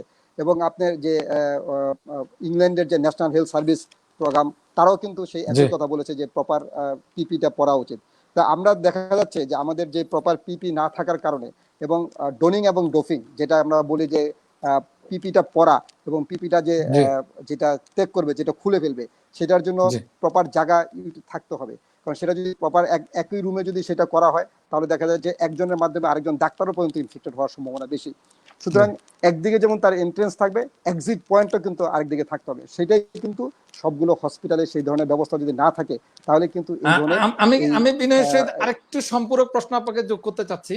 সেটা হলো ডক্টর এবং হেলথ স্বাস্থ্যকর্মী যারা, হেলথ ওয়ার্কার যারা, তাদের নিরাপত্তার জন্য তারা যে পিপিইটা পরে কাজ করলো, তারা এটা বাসায় গিয়ে যখন খুলবে, খোলার পরে তাদের এইটাকে কিভাবে কি করা উচিত, আমি জিনিসটাকে যদি একটু ক্লিয়ার করে বলেন সাধারণ ভাষায় জনগণের জন্য আর কি। কারণ হয়তো ডক্টররা বুঝতে পারতেছে, স্বাস্থ্যকর্মী সবাই কিন্তু এটা বুঝে না। অ্যাকচুয়ালি ডাক্তারদের যেটা জন্য বলা হচ্ছে যে আপনাদের ন্যাশনাল হেলথ সার্ভিস ইংল্যান্ডের ন্যাশনাল সার্ভিস বলেছেন যে একটা রুগী দেখে তাকে তার পরবর্তীতে তার পিপি কে চেঞ্জ করা। যেহেতু আমরা এখন যে আমাদের কান্ট্রিতে প্রপার অ্যাকচুয়ালি সেই পরিমাণ পিপি নেই, যদি সাফিসিয়েন্ট পিপির আমরা অভাব বিভিন্ন পত্রপত্রিকার মাধ্যমে দেখতে পাচ্ছি, সুতরাং সেটা হয়তো সম্ভব হবে না। কিন্তু তাকে যে 3 থেকে 4 ঘন্টা বা 5 ঘন্টা যতক্ষণ সে প্রপারটা পিপিটা ইউজ করে, সেই পিপিটা অ্যাকচুয়ালি সে পরে পুনরায় বাসায় যাওয়া সম্ভব নয়। তাকে পিপিটা তার প্রপার রুমেই তাকে ওটাকে পিপিটাকে খুলে, প্রথমে গ্লোভস, তারপরে মাস্ক, তারপরে পিপি খুলে, তারপরে তাকে সেখান থেকে শাওয়ার নিয়ে, বলা হয় যে সেখান থেকে শাওয়ার নিয়ে তারপরে যে তার শরীর ভালো করে শ্যাম্পু সাবান দিয়ে ধুয়ে তারপরে যেন সে এখান থেকে বের হয়। তাহলে একমাত্র সম্ভব যে এটা ডাক্তারের মাধ্যমে, যেটা আমি আপনাকে বলেছি যে 10 জন রোগীর মধ্যে একজন রোগী চিকিৎসকের মাধ্যমে সংক্রমিত হন, সেইটার সম্ভাবনাটা অনেকাংশে কমে যাবে। সুতরাং তাকে এই ডোনিং এবং ডোফিং এর জন্য প্রপার ট্রেনিং, প্রপার জায়গা এবং দিতে হবে। এবং শুধু তাই নয়, আমি আপনাকে লাস্ট একটি বলতে চাই যে যেটা চীনের উহানে আমি একটা কনফারেন্স অ্যাটেন্ড করেছিলাম চীনের সাথে, সারা ওয়ার্ল্ডের ভিতরে, সেখানে ইংল্যান্ড এবং ইতালির তারাও ডক্টররা ছিলেন, এবং সেখানে একটা ব্যাপারে কথা হয়েছিল যে তাদেরকে যে তাদের যে মানসিক ব্যবস্থা, তাদের মানসিক ব্যবস্থাটাকে যেন ভেঙে না পড়ে ডাক্তাররা। কারণ ডাক্তাররা দীর্ঘদিন 7 দিন 14 দিন কাজ করার পরে তারপর একদিন তারা বাসায় যাচ্ছেন। তো সুতরাং এই 14 দিন কাজ করার পরে তারা বাসায় যাবে 1 মাস, কারো 1 মাস 1.5 মাস পরে তারা বাসায় ফ্যামিলি মেম্বারের সাথে তাদের দেখা হয়। সুতরাং এদের যে মেন্টাল বুস্ট আপ তৈরি করার জন্য যে আমাদের যে সাইকিয়াট্রি ডিপার্টমেন্টের মাধ্যমে তাদেরকে যে মেন্টাল বুস্ট আপ তৈরি করা হয়, সেই ট্রেনিং এরও যথেষ্ট ব্যবস্থা করতে হবে। নাহলে অচিরেই আমাদের স্বাস্থ্য ব্যবস্থা, যে যাদের মাধ্যমে আমাদের যারা আমাদের পিলার, ডক্টরস এবং তার যে স্বাস্থ্যসেবা কর্মীরা, তাদেরকে সুরক্ষার জন্যই এই সকল ট্রেনিং এবং এই সকল ব্যবস্থা এবং যথেষ্ট স্বাস্থ্যসম্মত পিপি তাদেরকে সাপ্লাই দেওয়া সরকারের দায়িত্ব, ও সরকারকে সেটা নিতে হবে। আমরা অনুষ্ঠানের একদম শেষ পর্যায়ে, আমি আপনাদের কাছে কৃতজ্ঞতা জানাচ্ছি, আপনারা অনেক সময় দিয়েছেন আমাদের দর্শকদের জন্য এবং আমাদের জন্য। আপনি যদি সর্বশেষ আমাদের দর্শক এবং করোনা রোগী এবং বাংলাদেশের দর্শকদের উদ্দেশ্যে যদি কিছু বলেন। কাকে বলছেন? আমাকে? রফিকুল ইসলাম, জি, আপনার শেষ মন্তব্য। ধন্যবাদ আপনাকে। আমার প্রথম সাজেশন যে এটা করোনার মাধ্যমে আপনারা আতঙ্কিত হবেন না, কারণ 80 to 82% পেশেন্ট অটোমেটিক্যালি ভালো হয়ে যায়। আপনারা আতঙ্কিত না হয়ে প্রথমেই ডাক্তারের পরামর্শ নেবেন এবং চিকিৎসা ব্যবস্থা নেবেন। এবং গভর্নমেন্টের প্রতি আমার রিকোয়েস্ট যেন ডাক্তারদের প্রতি অবহেলার চোখে না দেখে, যারা এই ফ্রন্টলাইন যোদ্ধা তাদের জন্য, এবং প্রপার লকডাউন ব্যবস্থা করে অচিরেই এই সংক্রমণ রোগটাকে কিভাবে নির্মূল করা যায়, কিভাবে প্রতিরোধ করা যায় সেদিকে খুব দ্রুত ব্যবস্থা নেওয়া অবশ্যই সরকারের উচিত। এবং আমরা যারা জনগণ আছি, এই জনগণকে আরো বেশি সচেতন হতে হবে, যেন এই আমাদের মাধ্যমে আমরা যেন কিভাবে এই রোগটাকে প্রতিরোধ করতে পারি, কিভাবে আমরা কোনো অপ্রয়োজনে ঘরের বাইরে না যাওয়া এবং নিয়মিত যেটা দিয়ে আমাদের সাবান দিয়ে বা যেটা আপনাদের আছে সেটা দিয়ে অ্যান্টিসেপটিক হিসেবে আমাদের হাতকে ওয়াশ করা, এবং হাত যেন মুখে টাচ না করা, এবং যদি প্রয়োজন হয় সেখানে প্রয়োজনে মাস্ক ব্যবহার করা, স্বাস্থ্যসম্মতভাবে মেনে চলে এবং আমরা যেন চলতে পারি, তাহলেই আমাদের ইনশাআল্লাহ এই করোনার মোকাবেলা করা আমাদের পক্ষে সম্ভব হবে। ধন্যবাদ যারা আমাকে ধন্যবাদ। আমাদের সাথে আরেকটু থাকবেন, আমরা শেষ করে দেব। আমি এখন যেতে চাচ্ছি জনাব প্রফেসর ডক্টর আব্দুস সালাম, আপনার কাছে। আপনি আমাদেরকে কি সর্বশেষ মুহূর্তগুলো, আপনার সর্বশেষ প্রশ্ন আপনার কাছে এটাই, এবং আপনি এই প্রশ্নের উত্তরের মাধ্যমেই দর্শকদের উদ্দেশ্যে কিছু বলে আজকের অনুষ্ঠান আমরা শেষ করব। আপনার কাছে আমি যেটা জানতে চাচ্ছি যে অ্যাকচুয়ালি আমাদের যে করোনার জন্য, ধরেন আমাদের একজন ভালো রোগী বাইরে গেল, সে যখন ঘরে ফিরল, তার হয়তোবা তার শরীরে কোন রকম করোনার সংক্রমণ হয়ে যেতে পারে, সে বাসায় এসে কি কাজটা তার করা উচিত বলে আপনি মনে করেন? আমরা তো যদি আমরা বাইরে যাই, আমাদের প্রধান কাজ হলো যে রুম থেকে বাইর হলেই বা বাসা থেকে বের হলেই আমাদের মাস্ক পরে যেতে হবে, 1 নম্বর দায়িত্ব। মাস্কটা অবশ্যই থাকতে হবে। আমার অবশ্যই একটা গগলস থাকতে হবে এবং গ্লাভস পরে বাইরে যেতে হবে। বাইরে থেকে আসার পর আমি রুমের ভিতর ঢোকার আগেই আমার যে জিনিসগুলো আছে, যেমন গ্লাভস বা মাস্ক, সেটা আমি একটা ডিসপোজেবল প্যাকেটে এগুলো আমি রাখবো ভিতরে ঢোকার আগেই।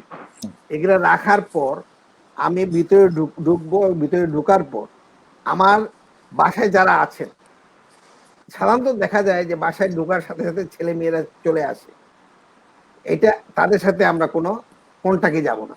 এবং আমি বাথরুমে গিয়ে আমার যে সমস্ত কাপড় আছে, কাপড় বাইরে খুললে সবচেয়ে ভালো, যদি না পারা যায় বাথরুমে গিয়ে একটা বালতিতে যেখানে সাবান থাকবে, গরম পানি থাকবে, সেখানে গেলে দিয়ে আমি গোসল করে, যেটা রফিক আগেই বলছে যে গোসল করে শাওয়ার দিয়ে তারপর আমি বের হয়ে তারপর আমি সবার সাথে মিশবো, তারপর আমি নর্মাল কাজ করবো বাসার ভিতর। এটি হওয়া উচিত। এবং এটা আরেকটা জিনিস আপনাকে, যেহেতু আমি সুযোগ পেয়েছি, লাস্ট প্রশ্ন আপনার পরে আর কথা বলেন। আজকে দেশের যে অবস্থা, আমরা করোনা ভাইরাসে শুধু জনগণ নয়, আমরা চিকিৎসকরা ভয়ে আছি।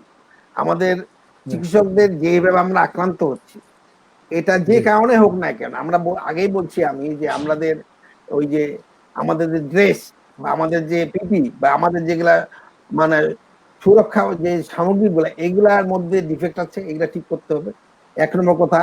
এবং 2 নম্বর হলো যে ডাক্তাররা এইভাবে যদি মারা যায়, তাহলে ডাক্তাররা এককালে মনোবল হারিয়ে ফেলবে। আমাদের দেশে ডাক্তার খুব বেশি না, এবং আমাদের যে চিকিৎসার যে মান, সেটাকে আরো বাড়াতে হবে, আগে যেটা বলছে, এবং আমাদের পরীক্ষা নিরীক্ষা করতে হবে। সবচেয়ে বড় যেটা দরকার, বর্তমান সরকারের যেটা ব্যর্থতা, আমাদের যে বিশেষজ্ঞ যারা আছেন এই ভাইরাস কন্ট্রোল করার জন্য, এখানে এই বিশেষজ্ঞদের মতামত নেওয়া হচ্ছে না। আমি সরকারের কাছে আপনার মাধ্যমে জানাতে চাই, এই বিশেষজ্ঞদের নিয়ে একটি টিম গঠন করা হোক, এবং এই টিমের পরামর্শ অনুযায়ী আজকে ডিজি অফিস এবং স্বাস্থ্য মন্ত্রণালয় কাজ করবে, এটা একটা আবেদন। 2 নম্বর হলো যে আমাদের যে বাংলাদেশে যে আজকে করোনা ভাইরাস গ্রামে গঞ্জে ছড়িয়ে পড়েছে, এটাকে কন্ট্রোল করতে গেলে অবশ্যই একটি সম্মিলিত প্রচেষ্টা লাগবে। এখানে দল মত নির্বিশেষে আমি কোন দল করি সেটা বড় কথা না, আমি কোন দলের সাথে সম্পৃক্ত, আমি মন্ত্রী না এমপি, আমি নন এমপি না এমপি, আমি চেয়ারম্যান না মেম্বার, করোনা যেমন কাউকে ক্ষমা করে না বা কাউকে বুঝে না, সবাইকে এফেক্ট করে। আমি তাই জি। বলতে চাই, আমার সরকারের কাছে আবেদন যে সবাই মিলে আজকে আসুন একটা ঐক্যমত গঠন করি এবং এর মধ্যে একটা কমিটি করা হোক। আমাদের গ্রামে গঞ্জে আপনি জানেন, যেমন আওয়ামী লীগের যেমন কমিটি আছে, বিএনপির কমিটি আছে, অন্যান্য সংগঠন যারা আছে, জাতীয় পার্টি বলেন, কমিউনিস্ট পার্টি, সবারই একটা সংগঠন আছে। আজকে যদি আমরা সবাই ঐক্য হয়ে মানে সবাই সম্মিলিত হয়ে কাজটা করতে পারি, তাহলে হয়তো আমরা এই করোনাকে আমরা জয় করতে পারবো। এটি আবেদন আমার এবং মানুষের কাছে আবেদন যে সরকার যেন এটা করে এবং করা উচিত। কারণ আমি সরকার আশা করি কোনো না কোনো ভাবে যদি আপনার আবেদনটা যদি আমাদের সরকার মহোদয়ের কানে পৌঁছে, যদি সবাই মিলে সম্মিলিতভাবে, যেহেতু করোনা কাউকে ছাড়ে না, আমরা সবাই মিলে এই করোনার প্রতিরোধ করার জন্য এগিয়ে আসি, আমার মনে হয় দেশ ও জাতি বাঁচবে। আমি আমার দর্শকদের উদ্দেশ্যে আপনি কি আর কিছু বলবেন? আপনাদের কি আর কারো কিছু বলার আছে? দর্শকদের আর উদ্দেশ্যে কিছু বলা বলতে এটাই চাচ্ছেন? যে আপনারা সুস্থ থাকেন, ভালো থাকেন, বাড়িতে থাকেন, কাজ না থাকলে বাড়ির বাইরে হবেন না, এবং বাইরে হলে অবশ্যই মাস্ক পরে বাইরে হবেন। আমার প্রিয় এবং দেশবাসী, আমার প্রিয় দর্শক শ্রোতা, আপনাদের উদ্দেশ্যে আমি একটা কথাই বলবো।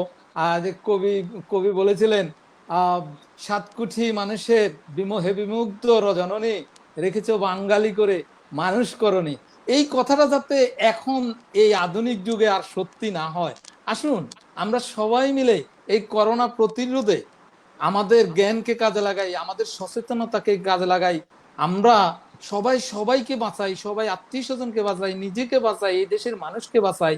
করোনা যেহেতু কোনো দল মত বুঝে না, আমরা সবাই দল মত ভুলে গিয়ে আসুন আমরা সবাই মিলে করোনা যুদ্ধে জয়ী হই। সরকার, বিরোধী দল, এই দেশের প্রত্যেকটি মানুষ এবং প্রত্যেকটি মানুষের জন্য এই দেশ। আসুন এই দেশটাকে আমরা পরবর্তী প্রজন্মের কাছে নিরাপদ করে যাই। আমরা এই পৃথিবীকে পরবর্তী মানুষের জন্য, পরবর্তী বংশধরদের জন্য নিরাপদ পৃথিবী হিসাবে গড়ে তুলি। প্রিয় দর্শক শ্রোতা, আপনাদের কাছে আমাদের আগামী অনুষ্ঠান দেখার জন্য আমি অনুরোধ রেখে আমাদের আজকের অতিথিবৃন্দের কাছে তাদের গুরুত্বপূর্ণ সময় আমাদেরকে দেওয়ার জন্য অশেষ কৃতজ্ঞতা ব্যক্ত করে আমি 2 লাইন কবিতা আবৃত্তির মাধ্যমে আমাদের আজকের অনুষ্ঠান শেষ করব। সবাই ভালো থাকুন, সবাই সুস্থ থাকুন। দুর্গম গিরি কান্তার মরু দুস্তর পারাপার হে, লঙ্ঘিত হবে রাত্রি নিশীতে, যাত্রীরা হুঁশিয়ার, যাত্রীরা হুঁশিয়ার, যাত্রীরা হুঁশিয়ার, যাত্রীরা হুঁশিয়ার।